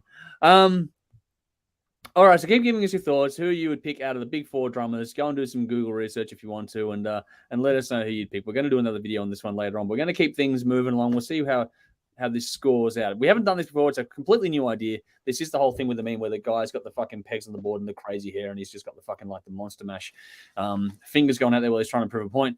But I'm trying to see how we go with it, and it'll be a bit of fun. So over the next few weeks, we'll see how it plays out. But for now, let's get on to King of the Riff, because this is going to be an interesting one this week. I wonder if Jeff has copious notes again. Copious notes? No, I didn't. I mean, I had in the past, but I thought. I think it's good if you do. But in the comments, you'll find links to reference tracks from both artists, and they're also in the description box as well. But this is round 7 of our Blame Canada series. There are 2 rounds to go after this one. The winner of this goes through to the finale. So this is Rush, Moving Pictures versus Bryan Adams with Reckless. Like I said at the top of the episode, this is Dave's torture. This is the one he's going to hate the most. But yeah, basically it comes down to this. One of these guys goes on to the finale, the other one goes home. Again, there's not an indictment on the album. They're all good albums. No. They're voted on by the audience. This is all picked out by Audience Choice Top 10, so on and so forth. But yeah, it's Rush, Moving Pictures versus Bryan Adams, Reckless. There are reference tracks to Tom Sawyer and Run to You in the comments, so feel free. It's funny, the commentary online across the different platforms when I put up the poll for this one was pretty evenly split. So I'm not sure where this will go. This is the number 1 seed versus the number 4 seed, just for the record. But yeah, let's see where we land with this one. We're getting comments before we get a second. Rowan's gone Rush. You can move on to the next segment. But Nicole says Bryan Adams, and then Conrad says Rush, no contest. So this is going to be Bryan Adams gets a lot more support than you might expect, to be honest. Yeah. Out there. Yep. Alrighty, Dave, let's do the old yeller. Oh, see, Sally's gone Bryan Adams. So there we go. But Dave, let's put you out of your misery. Let's do the old yeller. Drum roll, please. If we could somehow combine the good things of both these bands, I'd be happy, because there is some talent in both. And we took the best of both. We have 3/4 of a good band. Getting Bryan Adams to maybe sing for Rush would be great. Even with Rush's odd lyrics, getting Rush to play as Bryan Adams' backing band would be interesting, but the songs would be a lot longer, and Bryan would get frustrated because it'd be like one line of the verse and then a 5-minute musical interlude. Like, shut the fuck up, I'm a singer-songwriter.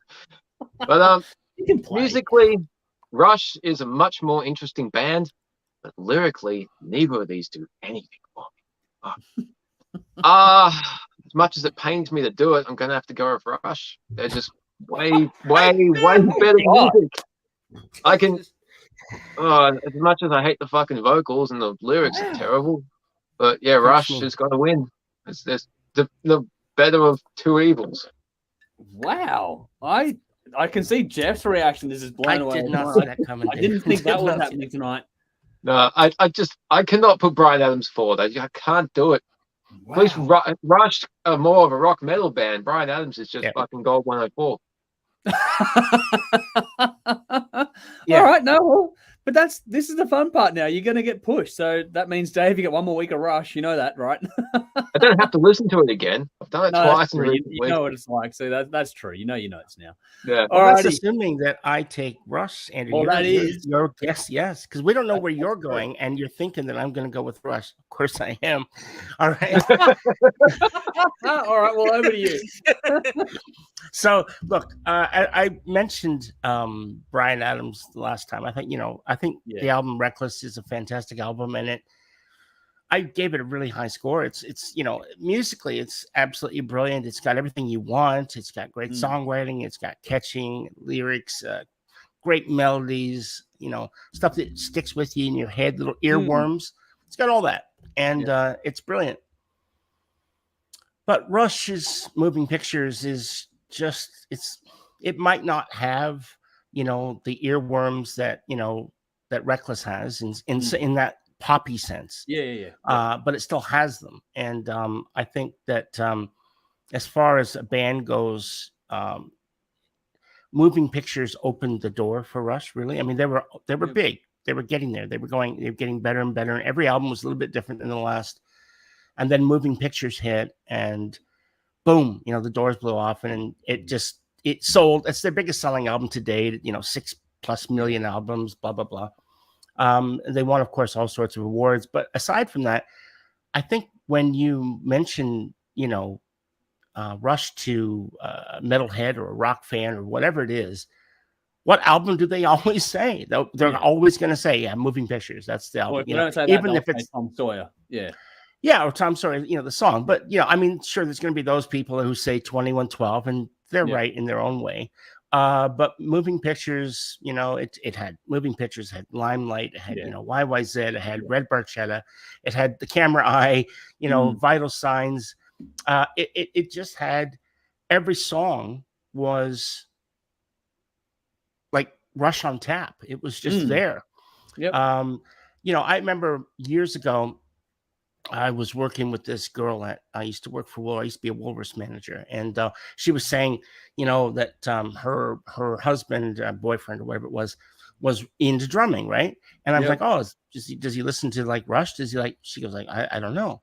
And so she went home and asked him, and came back the next day. And I said, so what did he say? He says, no, he's never heard of them, really. Oh my goodness! Like, are you serious? So I ended up making up this, like, burned a bunch of CDs, and I put like a bunch of songs on this, and just give him this. And if he doesn't like this, then divorce him. But so no, I'm something marriage like counseling with Jeff. Yeah, that's right. And look, and so he apparently he absolutely loved it. Thought it was just amazing, the feedback that I got from her, and it opened up a world to him. But it always makes you wonder when you've got people that are into music, musicians or into music, and they analyze different parts. Yeah. Invariably, you don't get people saying, "Oh, Bryan Adams, what amazing musician." You say, "Okay, what a great songwriter." Neil Peart, amazing drummer. Geddy Lee, amazing bassist, and Alex Lifeson, amazing guitar player. And they are at the top of the game. Everyone knows about them. They're household names. So I've just waxed on too far, but moving pictures is going forward for me. Well, but he is this great singer. Look, Geddy is one of those singers that either it's like love or hate. I get it, and he's got that. No. He almost sounds like this. I'll say this on that one. Sorry to cut you off, Jeff, but he can absolutely fucking sing. He can hold a note. His pitch is fine. All those things. In terms of proficiency, he's wonderful. It's just you may not like him. Fucking horrible. That's right. A lot of people think he's when they first hear Rush, they think he's not execution. That's taste. Yeah, yeah. He's got that register that's unusual. I mean, there's not very many singers out there that sound like him.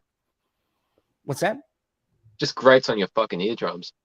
Like, maybe. I mean, for me, it was never a case of that. I've always loved Geddy's voice. I've always thought that it not only did it suit the music, but I thought he was a good singer. So I guess you're the first person I've ever met, Dave, that just didn't like Geddy. Full stop. No, but that's fine. I know nothing against that. I get that. But it's just I've never met anyone who says I think Rush is amazing musically, fantastic, but I can't stand Geddy. You're the first. But hey, to each their own, and there's nothing wrong with that. But that's the thing is that you made the point, Jeff, that when people listen to music, everyone individually analyzes things differently too. So it's just how people come across things. Going to wonder now if this is a clean sweep or not. We haven't had one yet. We have not had a clean sweep yet. So let's see.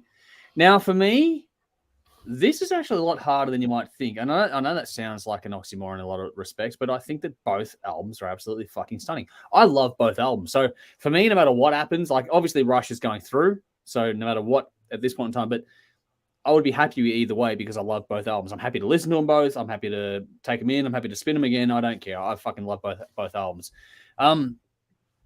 With Rush, you do get Tom Sawyer, and what a fucking song that is.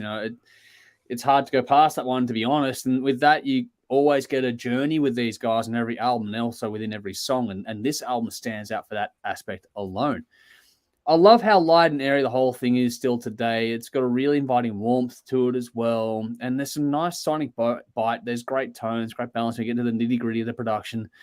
But the composition is just out of this world. And if the songs tell stories in both music and lyrics. So you pick up on that alone with the song YYZ. Like that's the instrumental on the album, but that song is just so well written. It's phenomenal. Even to the point where Dave chose it to play as a clip on a show one day with a band he doesn't like. Like, it's not songs, no vocals. I know, but that's why you like it. And that shows you the talent of the band in its own way. I think for me, Limelight, I know a lot of people talk about it, but I think it's also at the same time underrated gem. It's progressive, but also really easy to get into. I think it's really cool. It's a seriously, seriously impressive album. And it's also timeless. Witch Hunt is still as prevalent or as, I guess it's prescient because it's still relevant today as it was back then. Kind of thing. It's such a good song. Then you flip the coin or go to the other side of this whole thing and you go to Reckless, which is just hit after hit with some pretty damn good deep cuts as well. It's got another one with great tones, different eras by a few years. I think 84 versus 79, I think it was, or 81. Yeah. 81, sorry. Yeah. So it's a few years, but the way production was moving at that point in time, it was very different in sound very quickly. But this has great mix. It's wonderful to take in. It's so easy to listen to and get taken away with it as well. It's a different journey, but it's still a journey because the album itself overall takes you through a lot of different emotive, ranges of it all. There are hits all over this one. You got One Night Love Affair, Run to You, Heaven, Summer of '69, It's Only Love, and a fuckload more on there too. But I think the secret to that album is actually the deeper cuts. So you go into it and things like you got She's Only Happy When She's Dancing, Kids Wanna Rock, Long Gone. I think those tracks are worth their weight on that one as well. It makes the album not just a hit fest where you listen to the hits and skip everything else. You actually take in the whole listen from start to finish. Again, some good storytelling. I know it's not the same as Rush, but for what they're doing, for the way it cuts through on radio and stuff like that, those songs tell complete stories in the whole 3.5 minute bracket, which is what you're going for at that time. It's impressive to me how that album still stands up today, even though it's a very simplistic album by comparison to Rush. And the fact is that if you want to break down, cultural impact, there's one band that gets played on the radio ad nauseum. Dave said Gold 104 to the other one, which while they might be household names, they don't get the same cut through in a, societal or cultural musical impact sense of things. So it's interesting. So I've actually done a bit of a Jeff with this, where Jeff had to use his head over his heart kind of thing last week around. I've kind of used the same trick. I love both these albums. I can't really split them as a fan listening to them both. So I've actually just analyzed things and broken them down and go, okay, which one left a bigger mark, quote unquote. And I know that people will say Rush and Tom Sawyer and that, but if you want to go to genuine household names, where if you say to the average person, what's this band, what's this song versus the metalhead, Bryan Adams is going to win out on that one. And as much as I don't like picking in this context, and it's not going to be a clean sweep because I love both albums, but Rush goes through and I'm happy. Like, I don't care. I'm happy. But at the same time, I was going to pick Bryan Adams tonight because I just think that whilst both did really, really well, what Bryan Adams did at 25 was just next fucking level when it came to how much that cut through and went across and how it's really stood the test of time and how much it's still played on radio today. It's one of those artists where people skip, or radio does not play his new stuff. They only play the hits, and half of those hits come from this album. So, yeah, for me, that's kind of where that landed. But it doesn't matter because I'm the contrarian in this example. We got Dave. Yeah, Rush. Jeff. Rush win. Dave and Jeff actually agreed for once on a Rush album, as painful as it was for Dave to admit it. I can't believe that Dave is on my side tonight. I'm on team Rush. Me to tears. Think about this. If it wasn't for Dave, it wouldn't be this way. Yeah, because I think last time last session, someone said you got to go for Bryan Adams, and you said, "Yeah, I will." Remember? Do you remember that? Yeah. Someone told me about Bryan Adams. Yeah. And he's like, "All right, I will." And so I fully thought that you were going to come Rush. Yeah. Well, look, they're both great. Like, they're both stunning, right? And so to pick a loser is shit, because at this point, really, they're both amazing. And as much as I love Rush, I don't turn the radio off when I hear Bryan Adams. I love it. Yeah, I do. Yeah, I know you do. Think of Bryan Adams. You turn off if either of these come on, so you're not winning either way. Yeah. So Yeah. Bryan Adams is not terrible, but he's not fucking good either. But I just he's found good this at what he really... does. It doesn't make it something I can listen to. Well, I think that, Dave, next week you'll be happier because next round is Triumph Allied Forces versus Annihilator Alice in Hell. So we've actually gotten to the final. The final four are actually the top four audience vote, which is actually kind of fitting in its own way. Number one seat goes through to the finale, which is fitting in its as well. But yeah, next week it's Triumph Allied Forces versus Annihilator Alice in Hell. I think that'll be an interesting one to go through as well. Dave, that'll be a harder choice for you, I reckon. I don't think so, actually. I think I know who's going to win, or who should win. Well, we'll see. We'll see. But either way, number one in the finale versus either number two or number three. So either way, the audience are getting pretty much right with the way this is polling out, and we're agreeing with the audience. Not that anyone's getting it right or wrong, but we're all in agreement as it stands at the moment. So going pretty well. This is a lot of fun. So what bands are left? We've got obviously Rush to move forward. So Rush is through to the finale, and then the winner of next week goes through to the finale, and then after that we pick a winner. And Triumph. So either Annihilator and Triumph are going to be number one, and Rush will be number two. In the end. So either way, David, makes the final week interesting. It's Rush through to the finals then. Yeah. Rush is through the finale. Yeah, they go to the grand final. All right. That's awesome. Yeah. All right. So Rush are there. Number 1 seed goes to the top, and we'll see who they face with the winner of next week's battle, be it Triumph or Annihilator. So that's going to be another interesting one there. So that will be interesting. Yeah. Yeah, Because both are great. So well, you picked Annihilator over Rush. So yeah, I did. So if anyone hasn't watched that episode, can you fucking go back and find that episode, because I actually went against Rush. Yeah. Which is just really, really interesting. And the I way just went for Rush. The world's gone fucking crazy. Yeah. It's bizarre. A couple of weeks ago, Jeff went against Rush. Tonight, Dave went with Rush. I don't know what the fuck we're doing to each other here, but all right. It's the Twilight Zone. I'm supporting Spotify. You're going against Spotify. I know, right? This is opposite night. Like, what the fuck's going on? But yeah, all right. Let's see what we got. Some comments on this one. We got plenty here. Basher says Bryan Adams after the comments earlier on. Sonia says Bryan Adams. Vinny says hard to split. I'll pick Brush. Rush. Nice. Darren says I'm rushed out. So Bryan Adams. Sonny says Dan Dave, you were supposed to pick Brian on my behalf. So there we go. Now you're gonna have to cut that one in your messages later on. Sally says, "What, Dave? What are you drinking tonight?" So everyone's stunned this one tonight. And Phil says we dissected Reckless last time. Yeah, we do that a bit. Darren says, who are you picking? Kidding, Jeff. You ain't picking Adams. So there we go there. Darren says 2112 and Caress. So there we go. Michael's gone late. Good evening to all. Good to see you. I'm glad you joined us at some point. It doesn't matter when you get here, as long as you get to tune in at some stage. I'm glad to have the company. Vinny says, everything aside, if Bryan Adams was a lead vocalist of a rock band, he wouldn't suck as much. So, okay, there's an interesting one. Fair point. Who plays the harp on Long Gone? I don't know, to be honest. I don't know. Maybe Jeff will do some Googling for us while he's looking there. I mean, you don't know, Jeff? No, I don't know. He's pulling something up. Conrad says comparing these records is like trying to compare apples to oranges, two very different styles of rock. Very, very true. The whole point of this is that we get an audience choice top 10 and we just seed them out and go bang and see what happens from there. And it's just one of those things where you should have seen the Voivod versus, who was that against? Voivod. Bryan Adams. Was Bryan Adams, yeah. Like, you couldn't get two more different albums. Like Voivod versus Bryan Adams. Fucking Bryan Adams shouldn't be this far along. Do you guys remember the band Sweeney Todd? You've heard yes. Yeah. Well, if you didn't know, Bryan Adams was the lead singer of Sweeney Todd at 16 years old. Yeah. Yeah. He's been around for a long time. He's still going. He released a new song not long ago, actually. So he's still going. Yeah. Yeah. I remember.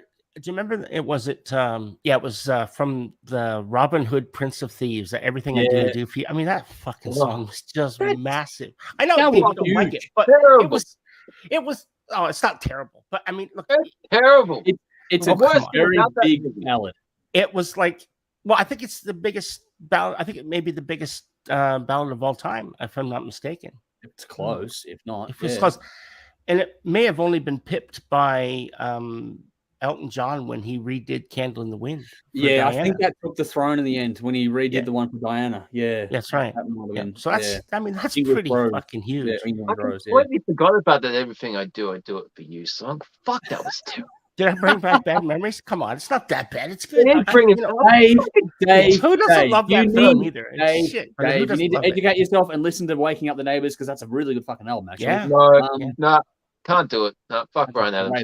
I love that. Get yourself a copy of his greatest hits. Was what So Far So Good or something? No, I've listened to my fill of Bryan Adams, and that's got everything you need. Yeah. I willingly listen to stuff on Spotify that I have to hear on fucking radio. I'm not doing any more Bryan Adams. The thing is here that Rowan's got the perfect comment, because he's gone, this segment has been all about working out what you need to put against Rush for Dave to be forced to pick Rush. So there we go. Sums it up, Rowan. Nicely done.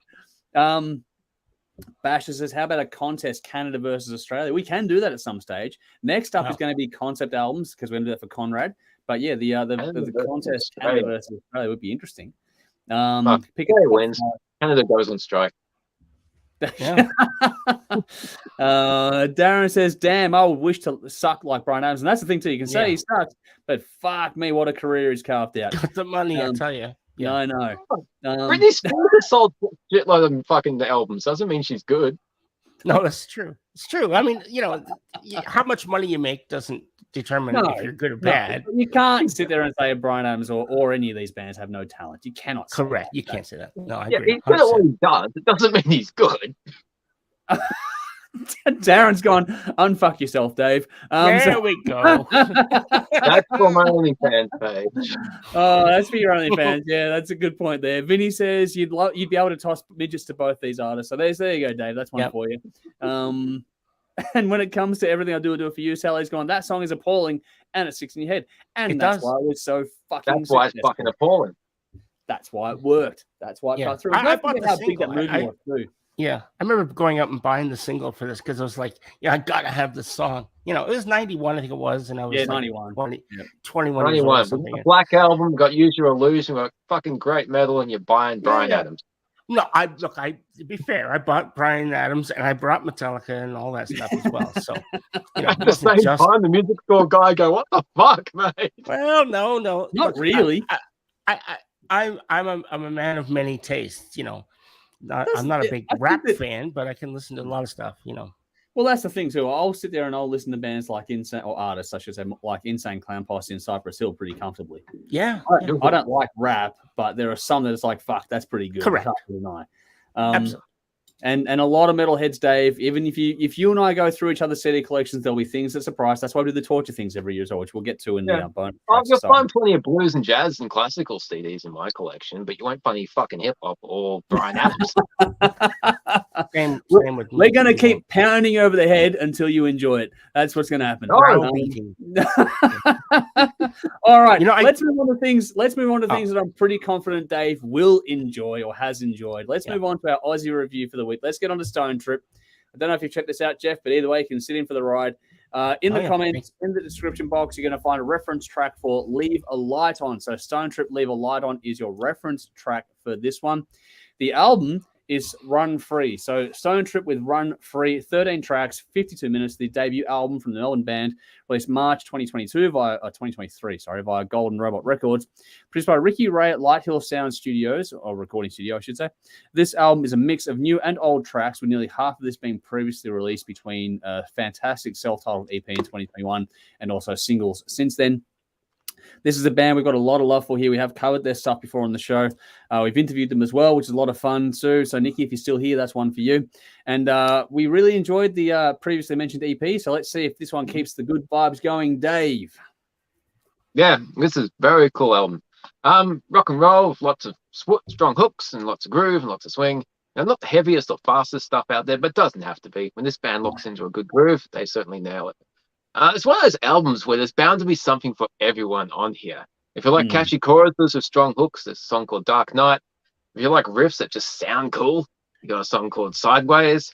If you want lyrics that tell a really interesting story, a really honest story, there's a song called Nightmare. That was done exceptionally well. Just those lyrics really just drum into your head. Very cool solo on that as well. And great guitar tone throughout, both dirty and clean, especially the killer guitar tone on that heavy intro to I Am Tomorrow. When these guys go heavy, they go fucking good. There's lots of space in the composition. Leave a Light On has a nice, subtle section in the middle.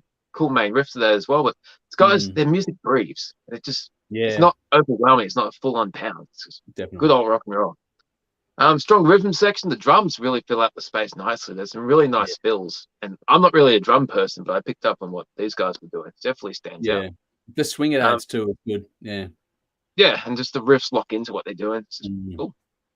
13 songs on the album, 13 songs on the album in just under an hour. Just easy to spin over and over.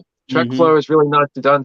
I like how they spread out the songs from the previous EP and the singles throughout. They didn't just tack them on to the end. It's just a nice way to do it. All makes it a fresh listen and great to listen to from start to finish. Overall, I go 8.5 out of 10. Dark Night, Sideways, Nightmare, Leave a Light On, My Angel, and standouts. Cool. Nicely done. Jeff, any thoughts on this one? Or I haven't listened to it, so that's cool. I'll be checking it out though, for sure. No, we throw in the deep end with this sort of stuff a lot, but no, that's fine. I'll check it out and listen. Let you guys know next time if I'm ever on again. Yep. Yeah, no, you'll be on next week for sure. We got to get. We can't go this far and then go. Yeah, no, sorry, that's not going to happen. Presume that, but all right, thank you. I'm your buddy guy. I'll let you know how I go. I'll let you know how I go.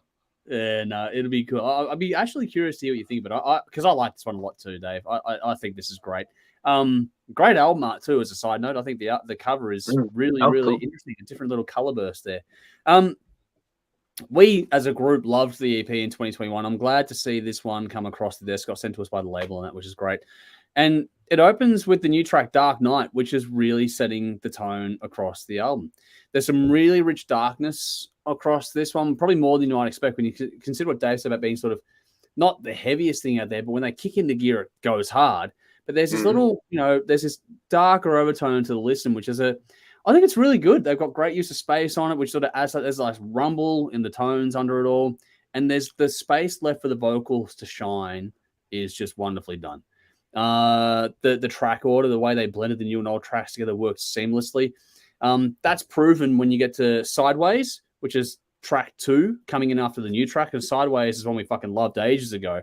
And that just fit. Like I could not tell between new and old without checking. Does that make sense? Like I had to go and actually look it up, which was cool. Like you go, hang on, I've heard this one before. But then the other songs were so familiar already that it's like it just felt like coming home. It was just so good. What's really cool for me across this album is how well they use groove. This sways just like no tomorrow from top to bottom. It's hard not to get swept away by listening to it. I think on top of that, you got great solos. The bass gets to shine as well on this one. Everything is in its place, but everyone gets to shine at the same time. It's really, really... There's something to be said about quote-unquote more mature musicians doing their craft because there's something for that experience fucking really working. And just knowing what a song needs and how to shine in your own way and leaving the ego at the door is being done so well by some of these artists. It's just phenomenal taking. This is one of those bands that are doing it extremely well. There's some cool little tricks in production here and there across this one to switch up tones, do different things with layering. It brings extra grunt when they need it. There's also little accent points all over, which is just fantastic to listen to from top to bottom. But how they use things or let things ring out and echo, reverb is used on tracks like Nightmare in particular. Some of it's very, very cool and artistic. Some of it's very blunt to drive a point home. But there's, some subtle backing vocals here. There's extra drama by using these little layering tricks across this album too, which is really, really it's just got high. I mean, Ricky Ray is a great producer. Like he should be a household name in terms of production when it comes out, especially with what comes out of Australia, which is in general. I think he could do anyone and make it fucking sound great. What he does at his studio is phenomenal. His brother's pretty fucking good too, for the record. But yeah, I just think it's an underrated thing to get a really good producer with really good songs. I just think that connection, when it works, just brings something extra. I think the vocals on this one, though, are the definite highlight. The delivery, the storytelling, Mark is just a beast on this record. It's nothing short of fantastic. The open space left in Scare Me for the drums, though, it almost has that living on the edge feel, that boom, boom, boom, like that thumping moment there. It's a really cool moment, but it just shows how they use, like I said, everyone gets to shine, but the way they build and release tension across the songs too, like that little moment just really highlighted that for me, which is really cool. But you got softer touches too, like Run Free, especially the beginning of it. That was well done.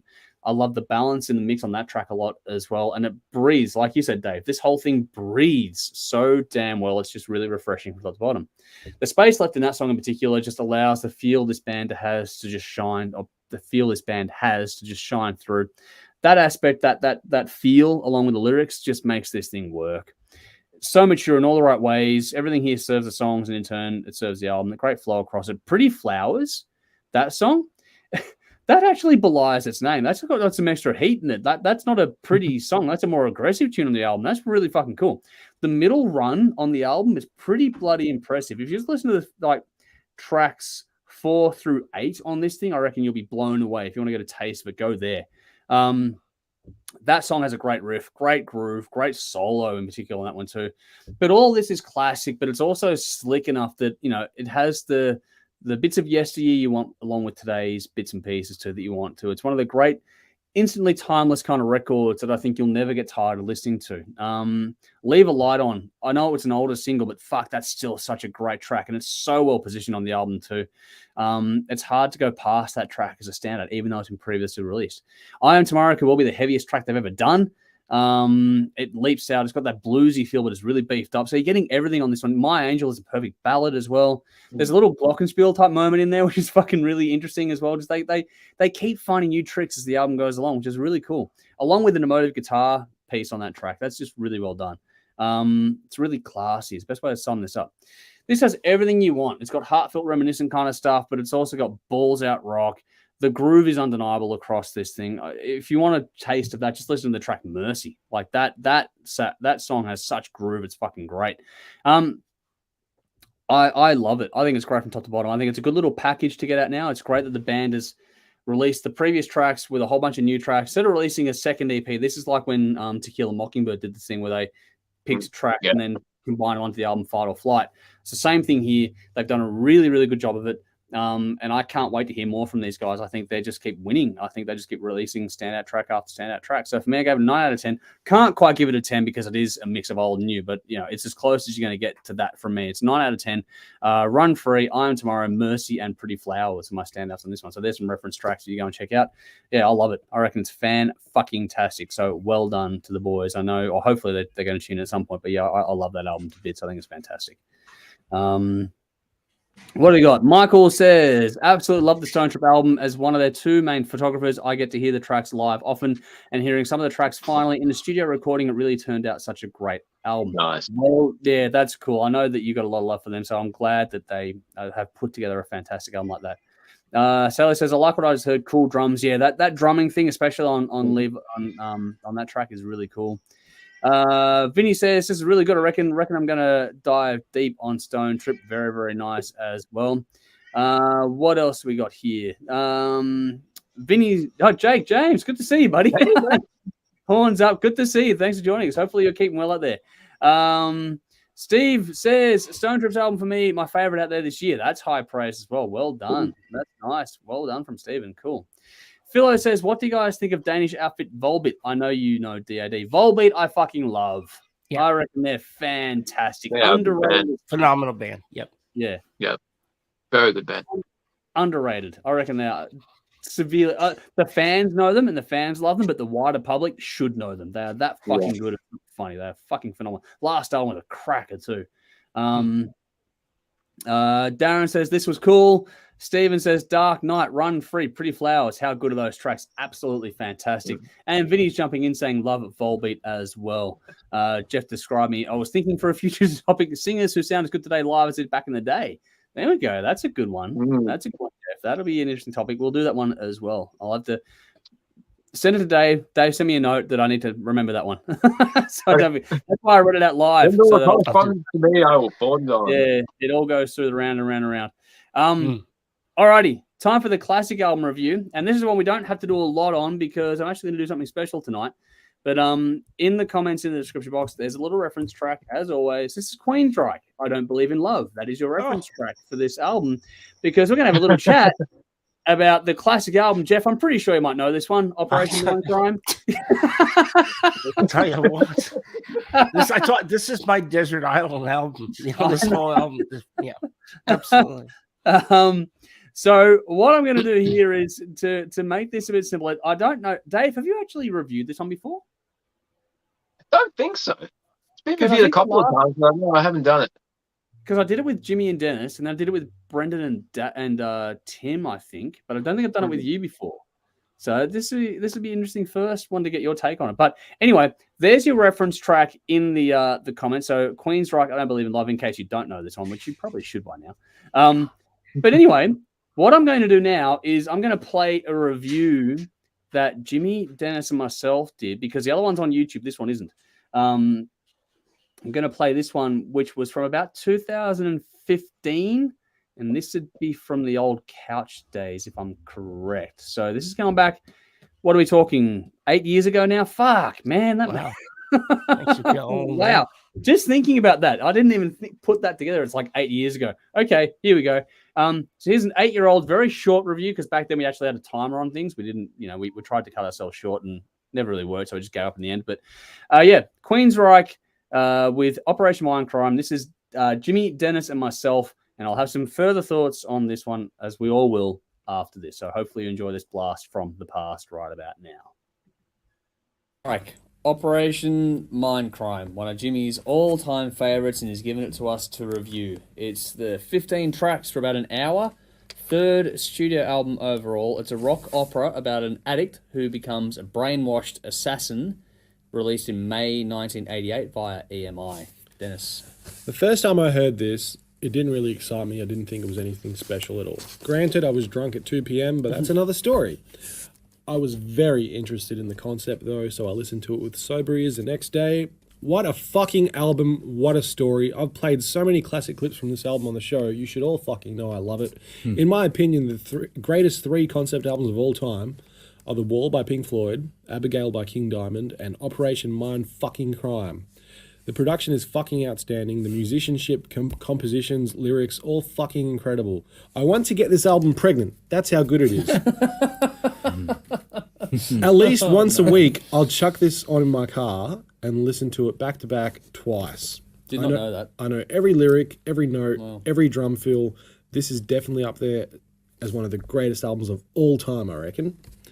11 out of 10, because this is better than a perfect album. Operation Mind Live Crime, the live concert of this album, fucking rules too. My standouts were Revolution Calling, Spreading the Disease, The Mission, The Needle Lies, Breaking the Silence, Waiting for 22, and Eyes of a Stranger. Pretty much the whole thing. The whole album's great. Well, to be honest, Queensrÿche is not a band I've given a lot of time to. And I had not actually bothered to sit down and listen to this album cover to cover until we did it for this. This is one of those bands that I've missed along the way. And as a consequence, it does not nearly grab me as much as I've been led to believe it should.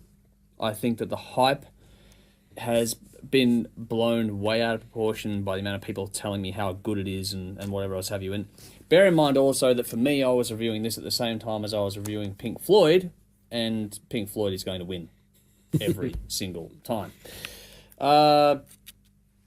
This is a grower of an album. The more I listen to it, the better it gets for me. I reckon I need to sit down and give this one probably a good month, I reckon, to really ingest it properly. That said, I've listened to it about 3 or 4 times, and I like it. It's good, but I think it's been oversold to me, and I've struggled to make it match that in my mind, and it just doesn't live up to that. The lyrics are fantastic. I do like the concept overall. The production is good, but it's very time-stamped, and I don't think it has the longevity of other releases that we've reviewed on the show before.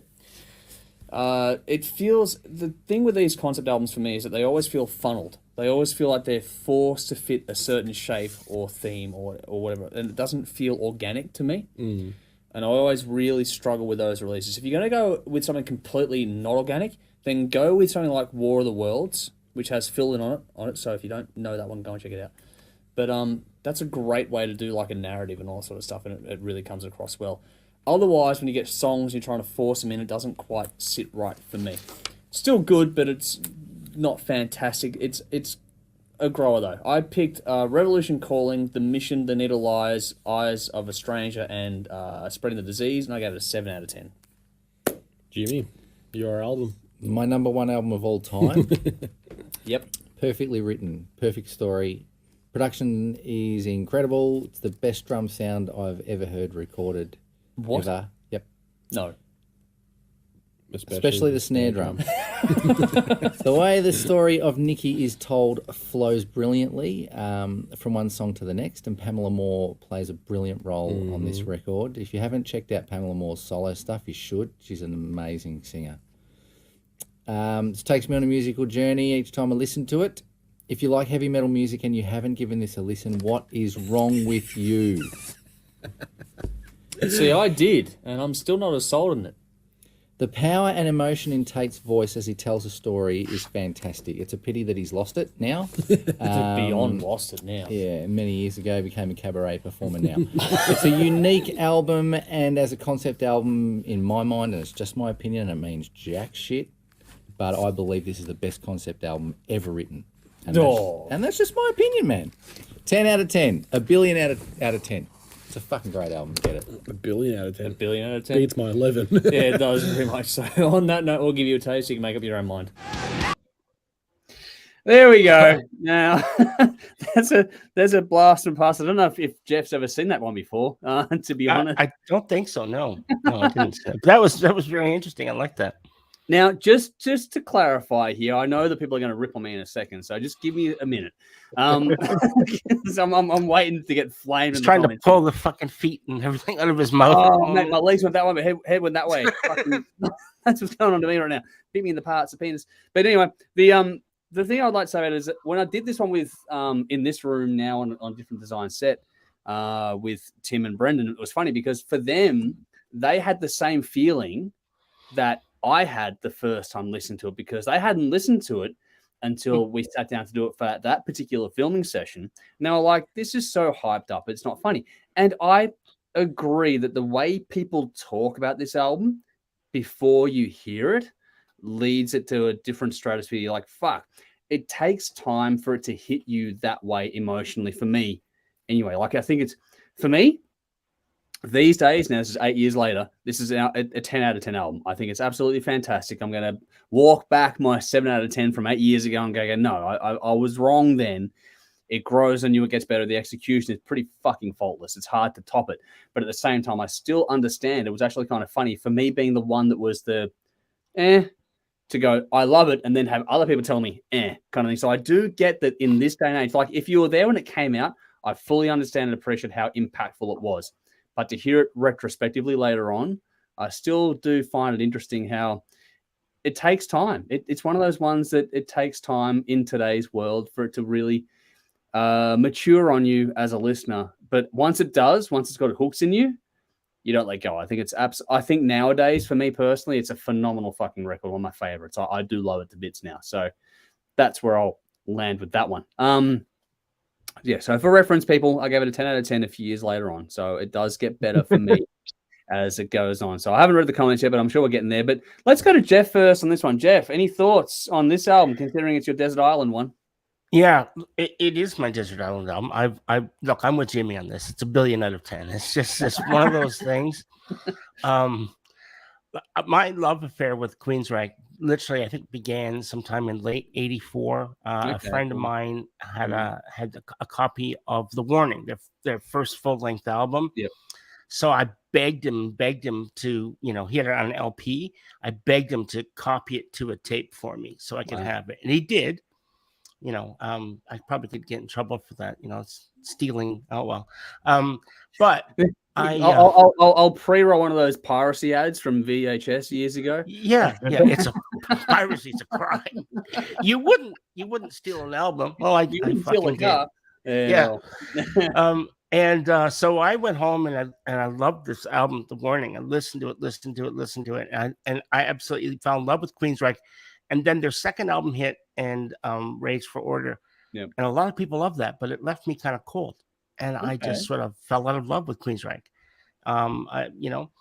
And then a buddy of mine went to a concert someplace, and he came back, and before the band had went on, they were playing this weird music, and he's like, this is Queensrÿche. What the fuck is this? Because they don't tell you. How bands will play music before the show. Yeah. So they were playing the album, and he's like, oh, what the fuck is this? So he came back and he said, I think Queensrÿche's got a new album out. So sure enough, we went and we got a copy of it, and it didn't take any time. I listened to this album from beginning to end, sat down, digested it, and I was immediately back in love with Queensrÿche, and it never stopped. That's literally 1988, and it's been my favorite Desert Island album. How many years ago was that? That's 35 years ago. Yep. 30. Is it 35? Yeah, it is 35. Yep. Plus 35 years. This has been, and I love Rush. Don't get me wrong. Rush is my favorite band of all time, but this album is my favorite album. If I only had one album to pick, this would be it. So as far as I Don't Believe in Love, I think it's really what broke the band, because that single they made a video for, and it was too. Yeah, great video. And it tells the story of this. It pretty much tells it all. And then that got picked up by MTV, and it was just constant rotation, bang, bang, bang. Next thing you know, this album's exploding, and that's how it happened for them. Yep. Without that album, I think Queensrÿche probably would have been. They would have kind of faded into obscurity. Yeah, I don't think Empire works as well without this one. No, it doesn't. And to be honest, how the success from this album, like they, even though it was selling really well, they wanted to tour and they wanted to play all the songs and they couldn't do it. They didn't have the money. So with the success of Empire, right? This is what they did. Yeah. So Empire was huge, Silent Lucidity, all these great songs had number one hits all over the place. They actually went back and made a concert video called Operation Live Crime after Empire. Yeah. And just so because they wanted to support this album that was like from 3 years previous. So that's an amazing not too many bands will do that really to go back. And it just the album just exploded. So yeah, it's I'm glad to hear that you've changed your opinion, Andy, because it's well, look, everyone's entitled to it, your opinion. And it was interesting because I was watching you saying what you were saying, and I was watching Jimmy's face, and he was just like, you could tell he was biting his tongue. No, you have. I know the album means a lot to you, but I've never heard anyone advocate for an album as strongly as I've ever heard Jimmy advocate for that album. Like that is his album. Like I know you love it, but I've never heard anyone with the same passion as I've heard from him. Like just about that. I get it. And look, I know Jimmy and him and I are one on this. It's I think when someone posted on Facebook years ago about this album, and I didn't know that he loved it like I did. I was like, this is my fucking desert album. He's like, yeah, mine too. Like wow. So we're like kindred spirits in that. Yeah. But no, it is. I love it, and I don't think there's one note that is out of place, in the wrong spot, wrong key, wrong pitch. Every lyric, everything is perfect. He couldn't make it better. So yeah, nice. 1,000,000,000 out of 10. Sorry to steal Jimmy's thing, but yeah, no, it works. It's still as relevant today as it was back then. Alrighty, Dave, you've never reviewed this in all the years you've been on the show. You've never reviewed this one. So, what are your thoughts? I think Empire is a better album. Wow, cool. Okay. Look, this is great. When I was about 20 years ago, I bought this CD without hearing a single note from it. And it was like essential listening when you were getting into prog rock after I was a big fan of Dream Theater. Queensrÿche always came up in the conversation like, okay, fuck it. I'll just go buy this album. It's supposed to be great. And I loved it. I put it on and I listened to it and it sounds great. The singing is fucking outstanding. Guitar melodies are amazing. The more I listened to it, I found myself skipping the first two tracks. Like, just get to the fucking songs. The first two, I remember now in Anarchy X, I like Anarchy X. Wow. 2 songs that go for like a minute and a half, just like get to the fucking song. Okay, skip straight. Revolution Calling is where it really kicks off, but yeah, okay. Yeah, you're talking about the intro, like with it. I don't need the intro every time I'm listening to the album. As far as concept albums go, it's good. It would not be in my top 5 concept albums, though. No way. There were other concept albums that tell their story a lot better. The album does start and end with fantastic songs. It's a good story. It's done well. I don't care about any of the characters, though. The subject matter of mind control and government conspiracies doesn't do that much for me. It's like Breaking Bad. It's good to watch, but I didn't give a shit about any of the characters. It's don't. And what the fuck the is theme wrong with you? of the story, I prefer more realistic stuff. That's just me. The album does lose me about halfway through. The Sister Mary suite, that just drags for me. It's just like, yeah, it would not be a standout. And you got all these other little short songs like fucking Electric Requiem, Waiting for 22 in My Empty Room. It's like, I'm drifting, give me a song. And then we get to I Don't Believe in Love. That's cool. But as far as the concept album goes, there's a lot of concept albums where you could play any song in a live set and the band wouldn't have to play anything around it. It just works as its own. A lot of little songs in this that just won't work on their own. So that's why I reckon there's a lot of other concept albums that do it a lot better than this. Okay. If they're playing the whole album, then they're going to play those songs. If Queensrÿche was just to play Electric Requiem, not going to work in a live set. Yeah, I do have to point out Jeff Tate's vocals. They are fucking amazing, especially Eyes of the Stranger. Emotive vocal. That song in itself is fantastic. I could listen to that over and over. And abandoned vocals, just creating that mood of complete isolation and helplessness. That is exceptionally well done. That is I'd definitely argue the stand- same for I Don't Believe in Love, to be honest. I'd argue the same for that song. Yeah, I much prefer Eyes of the Stranger though. But Oh, it's a great. give it a half out I'm of not 10. agreeing with you. I just make the same point. That's all. Yeah. Yeah, that is a good song, but it's not a standout. I give Revolution Calling, Operation Mindcrime, Eyes of a Stranger the standouts, and the album gets 8 out of 10. Empire gets a 9. Empire's a Wow. better Okay. album. Yeah. Cool. I tell you, when they came out here in 2006 and they did Operation Mindcrime and 1 and 2, they played at the Palace. I was there. Of course, I had to be there. Yeah. And I think Jimmy was there, to be honest, as well. No, wouldn't be at all surprised. Yeah, and I'm pretty sure he was. I still have my concert ticket stubs, but Nice. I keep all that shit. Yeah. You know, Operation Mindcrime 2 was a clusterfuck that should not have been made. It was, you know, it was just not a good album. There's nothing redeemable on it. The only thing redeemable on that album is the fact that Dio was on there. Other than that, you know, no, it's just a trash album. So, but look, I there's not enough words in the English language or any other language for that matter that as far as praise that I can put onto this album. I think if you have not listened to this album, don't listen to Dave. Go out and get it. It's fucking great. Well, listen to it. It's a good album. Not the best album, that's for sure. Well, it is the best album, Dave. What are you talking about? No, it's just for me. I don't know what it is. It just tickled me in a dark spot. I don't know. I just loved it. That's the thing about music, though. Everyone gets hit differently. Like Absolutely. And that's what makes it so fascinating to talk about. Like, honestly, I love that Dave had the contrarian view tonight because I had my one earlier on and I've got, okay, I'll flip the script and say, no, I love it now. We know Jeff loves it. And Dave's gone, I think, you know, other albums are better. And I probably enjoyed the whole thing more when I first heard it 20 years ago. As I've gotten on, it's just like, okay, skip the short shit and just give me the songs. Wow. Oh, really? I was probably the same when I first listened to it, but now I like listening to the whole thing from start to finish. So do I. It's like a movie. It'd be like fast forwarding 20 minutes into a movie and starting it from there. No, I can't do that. I have to watch it from beginning to end. And speaking of movie, they've been toying with the idea of making this into a movie for years. I know. That's been talked about for ages. I don't know if it'll ever happen. They can make King Diamond concept albums into movies. That'd be fucking That'd great. be awesome.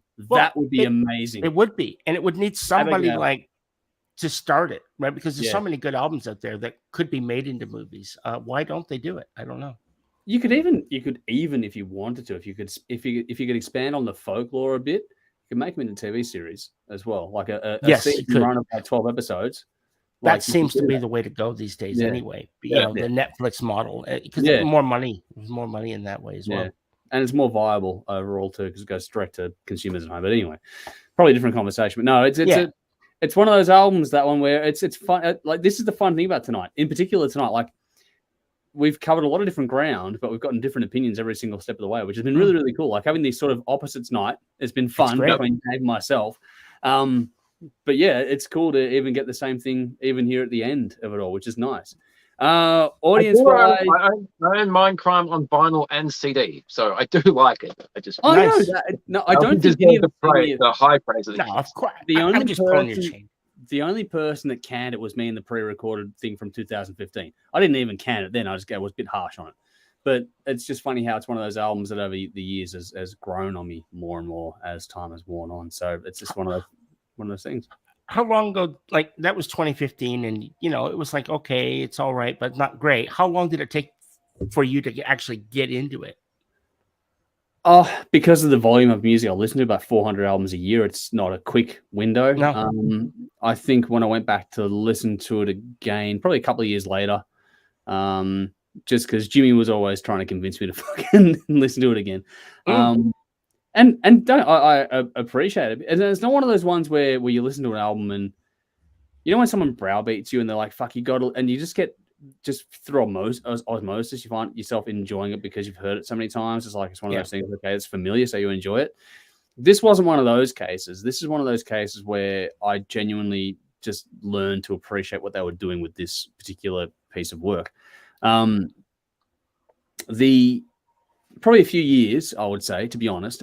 But again, I'm not the person that can sit and stick on one album for a month. I have to. That's why I said at the time in that old review that I'd have to listen to it for a while to sort of really appreciate it fully. So over the years, probably about 5 years later, was when I really clicked for me. But again, this is someone that listens to 400 albums a year, so it's kind of hard to do anything there while Jeff seems to have disappeared.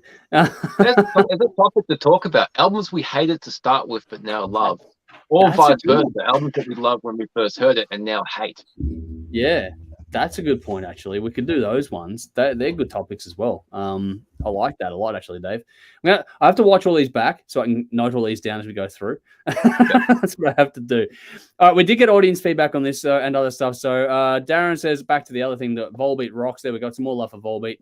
Conrad says, one of the greatest heavy metal albums of all time. It came out in 88, hasn't aged a single day. There we go. Basher says, love this album, just keeps getting better. Great songs, especially Eyes of a Stranger, which Jeff Tate killed live at the Croxton. So there we go. Darren says, brilliant album. Michael says, flashback, lots of fun. We will try and dig those out where it suits. Not a guarantee thing every week, but just it's fun to go back and see what we've done over the years. Now that we've got more than a decade behind us, we can do that. And do the old quote-unquote TV clip show thing where it's like, fuck yeah, this is something we did years ago. Rowan said, yeah, this album changed music for me. Out went the hair metal, in came this, and anything I could find that was like it. 1 billion out of 10 sounds about right, and still in my top 5 all time. So there we go.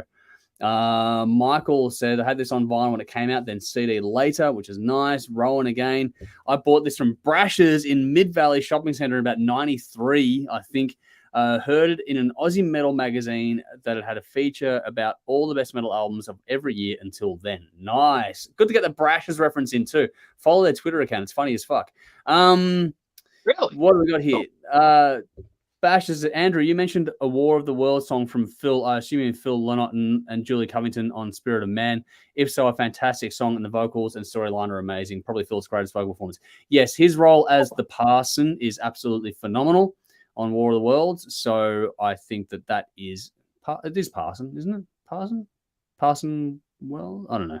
But yes, Phil Lynott's character of the religious man is absolutely, his performance is stunning across it, like the dialogue, the vocal, the work. So him and Julie Covington. Yes, I thought Sarah Brighton. No, Julie Covington is right. But yeah, no, that pairing was phenomenal. So yes, definitely, that's what I'm talking about.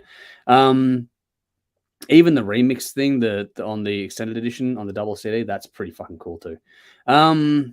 Michael says, Life Crime was a VHS for me that might have been NTSC from memory, not PAL. Wow. If you had an NTSC video in Australia, well done. Andrew says, people don't realize how great this album is because you would have bands today like Dream Theater, Haken, Between the Buried and Me, etc. True. But yeah.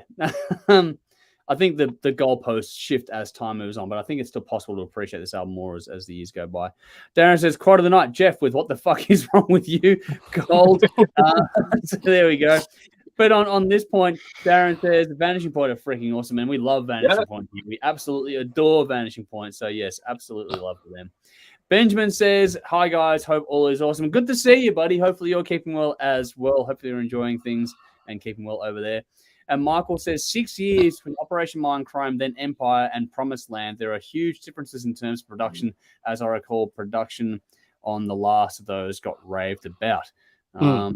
Yeah, it's funny how because Dave and I have been going through this whole thing. We're going through album collections in a span. So we'll be releasing some of that soon. We've got Queen and we've got Aerosmith at the moment. We're releasing those soon. But it's funny how you do hear production shift over the years when you do those catalog dives, and even when you think about more contemporary or more well-known examples like Metallica Black to Metallica Load, how things shift in a 5-year bracket, it feels like the blink of an eye to a fan, but for the people actually involved in it, it's years of their life. So things change, and that's just how it works. I think we've forgotten the humanity side of it all, that people shift over the years. It's just one of those things. Yeah, I remember years ago, I remember hearing reviews about Queensrÿche, and I don't know who it was that said it. It might have been written down or a video or something, but somebody called them. They usually sort of they were called the poor man's Rush. That's literally how Queensrÿche was. Yeah, Queensrÿche was billed as the poor man's Rush. I didn't get that at all. That's harsh. I know it's I don't know if I agree with it or not, but you know, this would have been 30 some years ago, I guess. Yeah, but still. At the time. So it's not like the media saturated world that we live in today, where everyone has access to everybody. So I think they were just trying to maybe trump up some love for Queensrÿche, because they're a severely underrated band, years ago. Yeah, and I think it's still the case, to be honest, where you think about the big bands in the world. I think Queensrÿche is still more niche than so many other bands are out there. Yeah, that's right. Which is probably unfair. Go ahead. It is, and it's a shame because I mean, now I like the new Queensrÿche, but they're not like, I don't listen. They're not on my record player all the time. I don't listen to them all the time. Whereas there would have been a time when Queensrÿche, the first 3 or 4 albums, I was just like, aside from Rage for Order, but I mean, all the time. I was just looking for the reason I went off there, because I was looking for my concert stub for cool. for Queensrÿche, and I don't know where it's here somewhere. You'll find it. I found. Can you see that? That's let me put you in a solo. Hang on. There we go. So that's Helix. Oh yeah. First time I saw them, and then again at the place, the Doctor's Hotel, which I saw. I think I told you. I mean, that was where I saw them, and that was with what's the other band that we did? What's the other Canadian band? There's so much I love Canadian bands. I can't even remember what the fuck. Which one? Mood Swings. Who's Mood Swings? The album Moods. We did them. They were in the top 10. I know. Oh my see, God. I'm not the only one. Well, who? No, I can find out for you. Hang on, give me a second. It's Harem Scarum. Harem Scarum, yes. So it was Harem Scarum and Helix. Yeah. Why couldn't I remember that? I don't know. Too many drugs or something when I was younger. But it's been a big week. I mean, yeah. Do you remember Jeff Healey? Yeah. Guitar player Jeff Healey? Yeah. I mean, I was just fuck the bands. I don't know. Probably the best show I ever saw in my life was this one. Hang on. Let me get back. Elton John, Billy Joel. Fuck, that was close to River of Dreams era. Yeah. Billy Joel opened for Elton John. They would go back and forth on the tour, and I think the coolest thing was on that particular night. Billy Joel was playing, and then he says, "All right, I'm going to do a song now. This is a song that Elton wrote that he no longer plays live." And we're like, okay. And it's Goodbye Yellow Brick Road. Can you imagine a time when Elton John did not play that song? So Billy Joel did it for us. The place went fucking crazy. And as you can imagine. Again, going back to the earlier conversation about people having diverse musical tastes, that's all of us here as well. Because I personally think River of Dreams from Billy Joel is fucking fantastic. But hey, it's a great album. Yeah. Great album. Ever listen to it, Dave? Not the whole album, but I do like a lot of Billy Joel stuff. It's a good album, that one. It is a very good album. Yeah. Blonde Over Blue that was the River of Dreams, obviously, and there was a No Man's Land off the top of my head. No Man's Land, that was a good one. Yeah. Good album. The title track is pretty cool too, with the backing choir that goes into it as well. Indeed. Yeah, that's a nice one. All right. Basher liked your idea, Dave. He's gone great idea from Dave regarding albums initially not liked and then loved, and then vice versa, which is cool. Basher says, must have been a Rolling Stone reviewer, Jeff Queensrÿche, Poor Man's Rush. It's funny how much shit Rolling Stone cop over the years now for a brand that was so respected back in the day. Now they're just everyone's shit kicker. It's fucking hilarious, to be honest. Nicole says Jeff Healey was amazing, so there's one for you, Jeff. He was.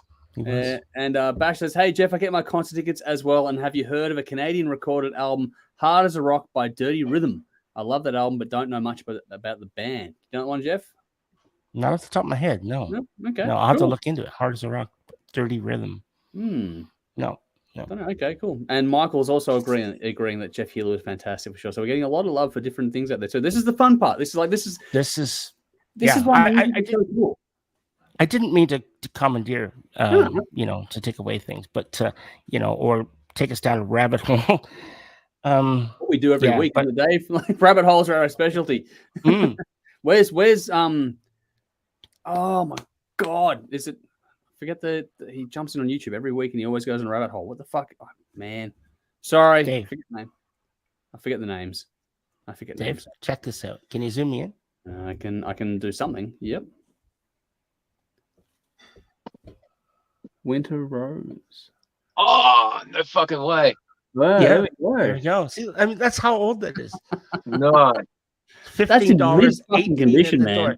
Yeah, May 26th. I mean, it's been red, but see, I had to write in there Lee Aaron Yeah. because they didn't because they ripped off the top of the ticket. But Yeah. that's Winter Rose. Here we go.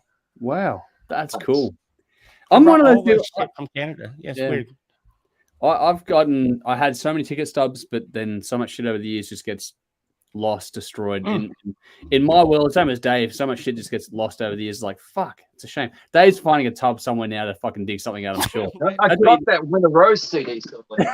Oh, really? See, I He's never got actually everything right owned it. beside him. That's the thing. I know the room, so he's got all his shit beside him right there to look at. So he's going to go digging to find something right now, which is fucking cool. Nicole says, I've seen everything from Andrea Bocelli to Slayer. Hey, I'm no different. Here's a fucking fun fact for everyone out there that's tuning in later. Here's an 11 o'clock a special event for everyone. When I was singing when I was a kid, I performed J.S. Bach's Christmas Oratorio as a part of a choir that was the only choir in Australia to have ever attempted it at that time. Holy crap. Yep. It's come back a long time ago now. It's a very long time ago now. But that's how far back my musical journey goes. I did that when I was about, I would have been 10 or 11 years old when I did that. I love classical music too. I know you grew up with it. I did too. And yeah, absolutely love it. Do you have a favorite piece? I performed Bach's Christmas Oratorio when I was about 10 or 11 years old in full. In full. Like, that's a long fucking piece. Absolutely. Do you have a favorite artist? I guess you could call them artists. Classical? The classical composers. Bach, it'd be probably, if I was choosing, I had to choose, it'd be Bach or Mozart. Right. I know that seems really cliche. No. I love Pachelbel. Pachelbel's brilliant, actually. Vivaldi is good as well. Rachmaninoff. Yep. Beethoven's cool too if you want something a bit darker. Yeah. Tchaikovsky on the same vein if you want something a bit darker. I do like the Bach stuff because it's the whole Baroque stuff, and that's very dark and but that's probably why I like Bach and Mozart, because they're light and shade to each other in a lot of respects. Yeah. But one of my favorite classical pieces is Toccata and Fugue in D. Like that. That's that organ piece is so fucking cool. Couldn't find what you're looking for, Dave? No. Couldn't find it somewhere. Found the Majesty demos and fucking 50 Greenfield bootlegs, but I can't find Winter Rose. Was that Winter Rose? Like, was it a re-release or something? No, it was a copy. Wow. Okay. Because I never had it. I mean, I knew of them obviously, and limited television live stuff, but to see them was the coolest thing. Album, but, don't know if I've ever even heard the full album, to be honest. Okay. Pretty good. We'll have to do this thing where everyone gets to go through their collections and pick out bits and pieces of stuff. I reckon, Dave. Like, anyone, like that'd be fun to do that. Just memorabilia, special editions. What do we got here, Jeff? Look who the support act. Black Sabbath with Pantera. Fucking hell. Whoa. That's a good one too. That was with all the original, obviously everybody from both bands. Yeah, that's cool. I'm very proud to have said that I've seen Pantera live, which that's one of my crowning moments is seeing Pantera in its full flight. Yep. Now that in the way it worked out history wise, I'm like fucking glad I did. Yeah, absolutely. Because so many people didn't, and that's why the tour is going around now. But anyway, well, that'll fucking get us on to another long topic. Deftones actually opened up that concert. Oh wow! Then Pantera, then Sabbath, yeah, that's nice. On memorabilia, Vinny says, I've kept a rectangular piece of paper ribbon from a Kiss concert. It's probably disintegrated into food for dust mites. That's for a lot of us. You wouldn't be the only one, I guarantee it. Nicole says, I have all my ticket stubs too. I love ticket stubs. They're so cool. Nicole says, awesome, Andrew. Thank you for that. It's a bit of a weird one, I know, but yeah, it's a bit niche. Basher says, Billy Joel, out of the bin. For us here, I don't know about Dave, but I'm definitely going to say out of the bin. Out of the bin. Yeah, Yeah. I like Billy. Billy's good. It's only Brendan. It's only Brendan that fucking puts him in the bin. So Brendan can get in the bin. Billy's much better than Bryan fucking Adams. Nicole said, I saw the original Swan Lake. That's cool. One of my first theater experiences was seeing Phantom of the Opera back in the day. That was so fucking mind-blowing, a theater experience. That was so cool. I saw Cats. That was amazing. Yeah, that'd be fantastic. I think I saw them too. Chopin for Nicole, which is cool there as well. More love for the classical composers. That's nice. Benjamin says, hey, you think it's late there? I'm 2 hours ahead and it's like 1 a.m. in New Zealand. I know you're in for a late night, man. I'm glad you're here with us. I don't know what time you decided to join in, but fucking well done to you keeping up with us. Carl Orff for Andrew O'Day. That cool. Cool. Yes. But even things like, even when it comes to classical or modern interpretation, I would go like Wolf Hoffman. His take on guitar work on classical music is fucking phenomenal. Just as a random side note there. Mal says, I also switched from classical straight to AC/DC and the suite, aged about 8. So there you go. It changes over. I took a bit longer because I grew up in a, like I've discussed before, it was a bit of a stricter household. It was funny actually because, you know, Dave, we were doing the Kiss stuff and I was, the Queen stuff. I was going to ask my old man how Queen came into it. No one fucking knows. Just a random fucking thing. Wow. Like, my old man just reckons I would have mentioned it somewhere, somehow, some way, and it just they just stuck with that because that was the only idea they had, kind of thing. And that was the only explanation I could get was like, I probably mentioned it somewhere. I don't know, but that's been one of the most important bands in my entire life. Was literally that far away from never happening. It was like, fuck me dead. Like, you know, it's just one of those random things that happens in life. And it's like, okay, I wouldn't be doing this if it wasn't for Queen. Just when you find the fundamental pieces, because I was always into, I grew up on conservative classical music and other stuff, like very classical sort of tunes or laid back kind of stuff. Finding Queen was like the doorway to me. So yeah, it was just one of those, just a weird segue because it popped my head now because I spoke about it with my old man last weekend. So there we go. Nice. Just switching from classical music into AC/DC, so I switched from classical into Queen, which makes sense. There's a definite segue there, but it's just that there we go. Benjamin says, I'm in bed and eyes open. So there we go. We'll see how long it keeps you going for. Sally says, oh, it's in the chorus of Jesus Christ Superstar. That is an underrated musical. That has some really good songs in it, to be honest. Jesus Christ. That hook is well written. Sure Andrew is. Lloyd Webber was a fucking genius. Was it? He is. Is he still alive? I'm sure, isn't he? I thought he was dead. Did he die or is he still alive? I think he's still alive. There was a version of Alice Cooper in it that was on TV a few years ago. And had Eric from Heat and Skid Row. Yeah. It was good. Cool. Here we go, Andrew. Carmina Burana was amazing in its entirety. It is. I've actually auditioned for pieces performing that one. So there we go, back in the day. He's still alive, by the way. He's still alive. Then He's who's still the alive. one? Oh, don't worry. I know. I got my eyes crossed. Don't worry. I'm thinking of someone else. It's all good. Webber is still alive. It was the guy who composed Still Call Australia Home. That's who I was thinking of. I forget the name off the top of my head. Sorry. Don't know. I think first time I heard Carmina Burana was when it was played in the movie Excalibur. Yes. Okay. And then years later, not long, wasn't long after that. Ozzy used to use it for his opening for his concerts when Randy was still alive. That was what he used to play. Yeah, it's a great piece of music. It's really beautiful. Dramatic. Yeah, just very dramatic the way it builds. Mm-hmm. It's great. To change gears, Rowan says, I have all my parking ticket stubs. Ben, I collect picks. I got Call Me Damn It Trendkill guitar pick given to me by a dime bag in Auckland. Wow.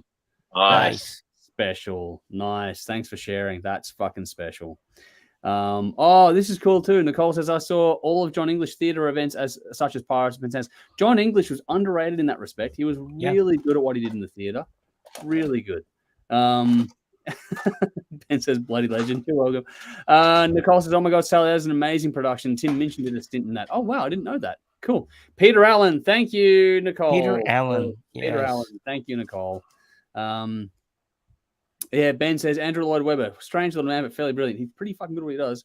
And Darren says, Mahler's Resurrection Symphony. I can't express over familiarity with that one. I have to go and check that out. I do like classical tunes. Alrighty. Anyway, we're getting long in the tooth. Let's get out of here tonight. Is there anything else that either of you wanted to add in here quickly before we start wrapping things up and go to the bin? No. All right. No, it's Cool. been pretty good. Nice. Well, a big thank you to everyone for joining us tonight. It's been an absolutely fun evening, as always. Hopefully, you've all enjoyed the show. A big shout out to special Patreon supporters in TC, Sonia, Lee, Bell, Conrad, Jeff, Jason, Brendan, 1619, Marty, Sam, Trash, Carolyn, Gwyneth, Andrew, Daniel, Man Family, Adam, Darren, Sutherland, and also a recent joiner on Patreon, Ula, for signing up. So thank you so much for your support. If you want to help us out, the link for that is in the description box. Jeff, from that platform as well. He's a great support to us there as well. We have a lot going on. So next stream, next week, is going to be Triumph Allied Forces versus Annihilator Alice in Hell. We're going to do our Aussie release will be Star Crazy with Another Day, Another Squalor EP. And then the classic album, Dave, you want to pay attention to this one, is Nightwish, Oceanborn. Fucking yeah. An album. That's a great album. So there we go. There you Mm. go. You're having a good week. You got Triumph and you got Annihilator. You got Nightwish. You're pretty set next week. So you're getting reward for your work this week, Dave. All right. Well, Bryan Adams. Fucking. Well, no more Bryan Adams. He's out. gone. It's done. He's Out. Yep. So yeah, that's that. There's a whole lot of stuff going on. I'm working behind the scenes, get a lot of editing done for extra content as well. So just bear with me. It's a lot going. There'll be more to come to light. I know I keep saying it, but there's stuff coming out in the near future which will explain a lot of things happening behind the scenes. And yeah, I just don't want to go too deep into it just yet. Just want to get a few more things lined up. But there's a lot going on, and it's just a bit of a hectic time this year. So my apologies for a few things, and for everyone for being patient, especially when it comes to Patreon and messaging and that. It's been a bit of a drag on things this year in particular. But it is getting better slowly, so hopefully you'll see some other content coming out that we've been filming and having in the can for a while. More of that coming soon, and a whole lot of other stuff as well. But you can also catch it on TV, Channel 44 in Adelaide, 10:30 p.m. local time on Thursday nights, Channel 31 in Melbourne on Saturday nights at 10:30 p.m. We got episodes this week right now on Channel 44 is our episode dedicated to women in rock. Our next episode is to do a drinking songs around St. Patrick's Day. And then Jeff returns to TV with us in a couple of weeks with our Canadian special for TV as well. We do live streams every week. We have other stuff coming up very, very soon as well. And also just follow us on all of our socials. So details are in the description. Make sure you like, follow, subscribe, keep up to date with everything we've got going on in your preferred platform. And if you could be so kind as to show a little love to our fantastic sponsors, a big thank you to Squid Ink Screenprinting, Alt-Cvlt Rockstar Finance. Their details, just like ours, are in the same description box, so give them a follow or a like. That'd be greatly appreciated as well. And yeah, we have heaps to get through as always. We've got another big year still well and truly ahead of us. So we have a lot there. Oh, hang on, we got some more comments. Fucking hell. Sorry. Steve's still here from Torrential Thrill, which is good. Nice. Thank you for sticking with us the whole time. Ben says, thanks, guys. Always fun. We got the bin to go yet, so we're going to do the bin soon. Nicole says, think we need a non-metal night. That could be interesting. We do have the idea we brought up last week where we come in without a script, without anything planned, just go fucking let's go ham. Be similar to that night that I did solo where it ended up in fucking haunted house territory. That would be fucking that was wild. That was nice. Everyone brings an album that's not metal. Wow. That could be cool, actually. That's a William good Shatner concept, night. Dave. Yeah. That could be a good one to do because around Easter there's some time off coming up, so we'll have maybe a week between, I think, the end of this Canadian round versus the start of our concept album round. So there might be a week there where we could do something. Bring a non-metal. That is a good idea, Dave. Bring a non-metal album to fuck things up a bit. That'd be interesting. William Shatner. Yes. No. Yes, No. I did put that in because that's my he's Canadian, Dave. Did you know that? So that's a Canadian. Bring back Bryan fucking Adams. It's funny how Dave's like going through the 7 phases of grief in like 30 seconds flat. So, anger, denial, fucking everything. Just got to get to the Dave. It'll be okay when you just accept it. Okay. Go with the flow. Anyway, what do we got here? Nicole, yeah, so non-metal night. Bash says, Nightwish, happy days. Bye-bye. There we go. Edge Crusher, good to see you again too. Oceanborn, awesome. So underrated. A lot of love for that one too. Vinny says we should tweet Bryan Adams and see if Dave will say hi to his face. Pretty sure Dave would. This isn't like a Michael Sweet scenario. Yeah. I'll say I do. Yeah. You're nuts. God, okay. Darren says, cheers, guys. Great show. Have a good one. Thank you for joining us. We do appreciate it. Michael says, what classical pieces can you play on your belts, Jeff? Anything? Tubular bells. I don't know. There we go. Fantastic. I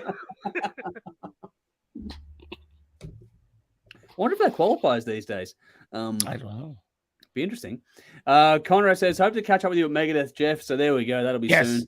Dude, we'll Steve says, you guys going Knotfest? I am not. I'm way too busy. I've got too much on my plate that I unfortunately cannot. Are you going, Jeff? No, I don't think so. Okay. Not unless the ticket lands in my lap or something. My brother and his fiance are going under that, but yeah, I haven't been able to find a way to go, unfortunately. Vinny says, Australian Idol Final 12 album. Oh my God, that is not happening. I'm out.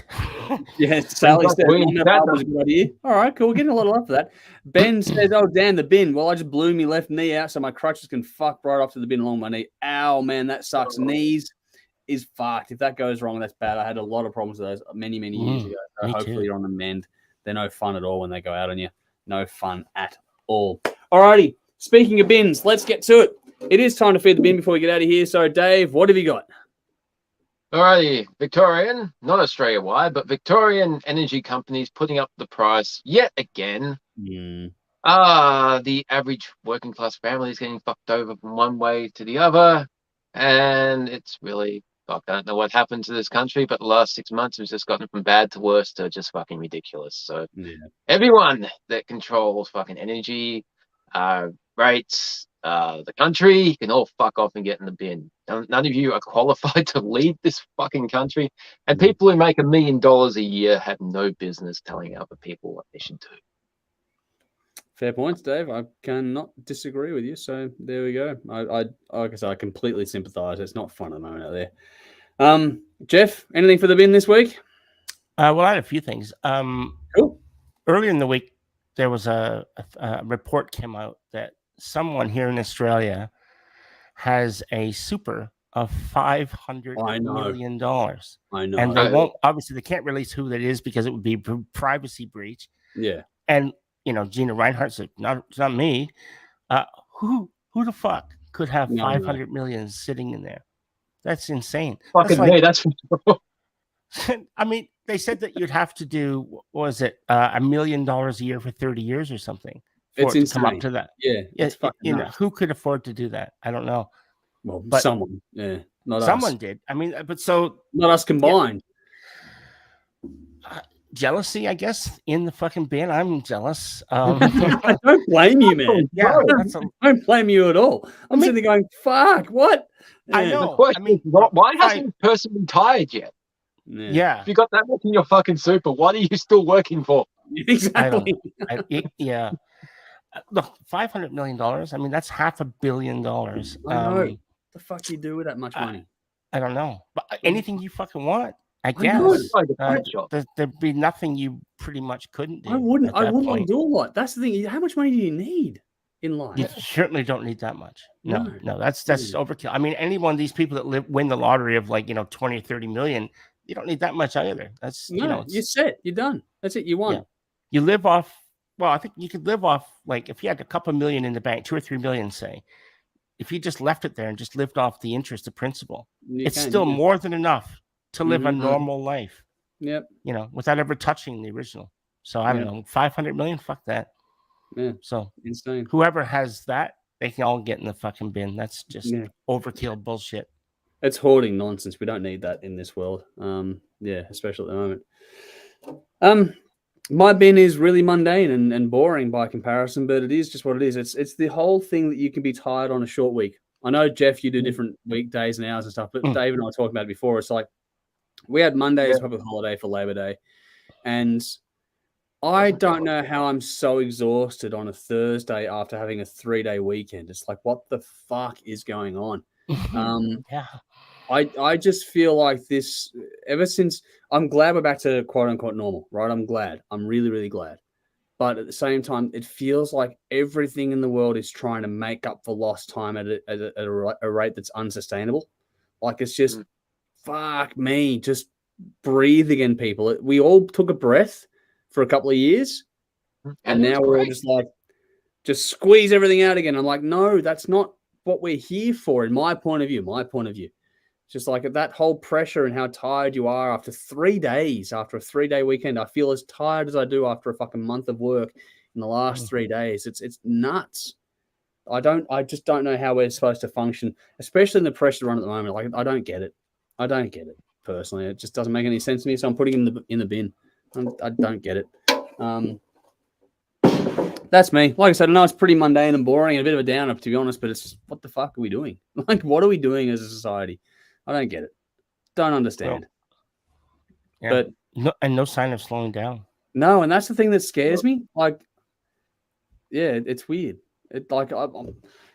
I'm in a position where changes are coming where they're going to be beneficial, but at the same time, it's like, fuck, the rat race or the need to keep up is just insane at the moment. I don't know what's happened over the last couple of years since it got back to being more normal. It's like, what the fuck are we doing? Breathe. It's okay to take a step back and go a bit slower. It's okay. It is. Don't have to run around 1,000,000 miles an hour every fucking day. We don't need to do that. We can just sort of take a breath. It's true. I think my opinion is that the reason that life seems so frenetic and the reason that everything just seems like it's going 1,000,000 miles an hour, I think it's all tied to, call me cynical, but I think it's all tied to social media. I think social media is the root of all the, we've only had social media for 20 odd years, really. Yeah, about that. Maybe. And now we're seeing the fruit. It's taken that long for it to grow. Also generation. Yeah. And so now we're seeing the fruit of that. So it's having children. And now we're seeing the result of, of what that's done. I mean, look, it's maybe a cynical point of view, but I just think that it's been that long. It's taken that long for now. Now you've got it's hard, fake news, all this shit. Mm-hmm. What's real, what's not? How do you tell what's real, what's not? I don't know.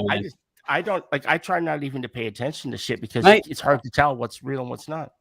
Genuinely, I'm happiest when I'm not checking my personal accounts at all. I'm happiest when I log into the show accounts and just go, okay, what's going on? Let's talk about music. And then I go back to my happy place. Logging into personal accounts is painful, to be honest. Yeah. It's it is. It is. Yeah. Yeah. I don't know. Here we go. We went for a lot of fun to let's just fucking fuck shit up tonight. What do we got here comments wise? We'll do that non-metal one. We'll do that one for sure. What do we got? So I've got to go back. Hang on. Okay. Ben says Cyclones get the bit. Yeah, over there. Fuck. I'm glad you're okay because New Zealand just copped a fucking beating. So I'm glad you're okay. Yeah, Cyclones can definitely get in the bin over there. Nicole says, same up here, Dave. It is nuts. Doesn't matter where you are in Australia. It's fucking crazy. Yeah, Queensland has a special place for me. You know that, Nicole. So it's pretty interesting.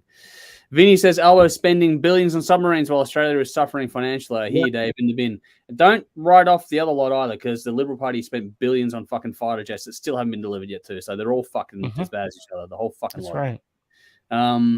Steve says, where is the Ace Ventura 2 clip when you need it? I don't have it, unfortunately. Sally says, everything Dave said, the struggle is real, in the bin. And Ben says, 500 million in the bin. Yeah, if you've got that much money, what the fuck are you doing? Steve says, you must be the Monopoly guy. Do not pass go, do not collect $200. Seriously, if you... I keep ending up in fucking jail. Yeah, I know. In fact, if I lived in Sydney, I would be in jail because I'd be going to speak to Philip Lowe. You would. You guys don't hear the chat that Dave and I have about this guy. Dave does not like him. No. It's definite.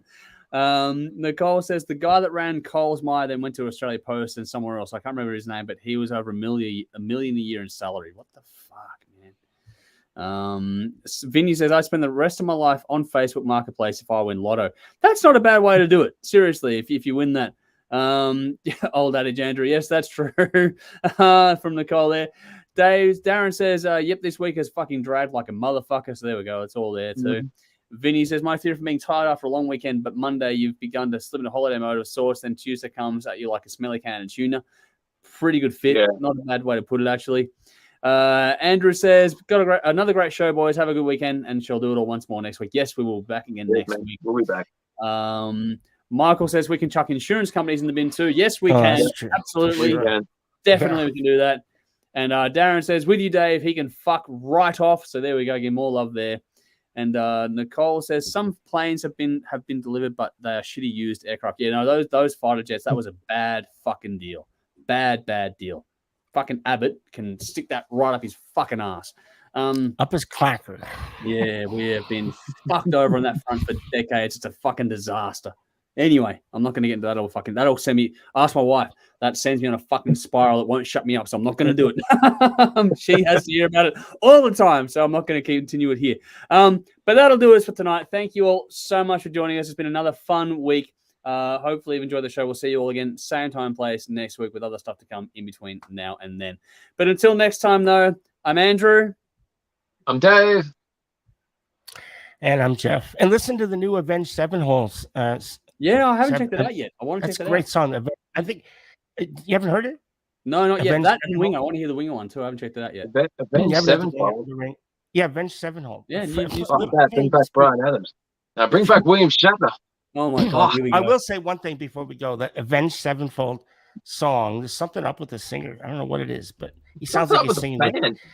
He's singing with fucking mothballs in his mouth or something. I don't know what it is. It's really weird. I'll try and check him out over the weekend. That's my plan. Check it out, people. It's pretty good. I like it, but it's vocally it's a bit fucked up. Anyway, I'm Jeff. Nicely done. Alrighty. We'll see you all again very, very soon, folks. Until next time. Drink up. Rock on. Hey. See you soon, folks. Hey, guys.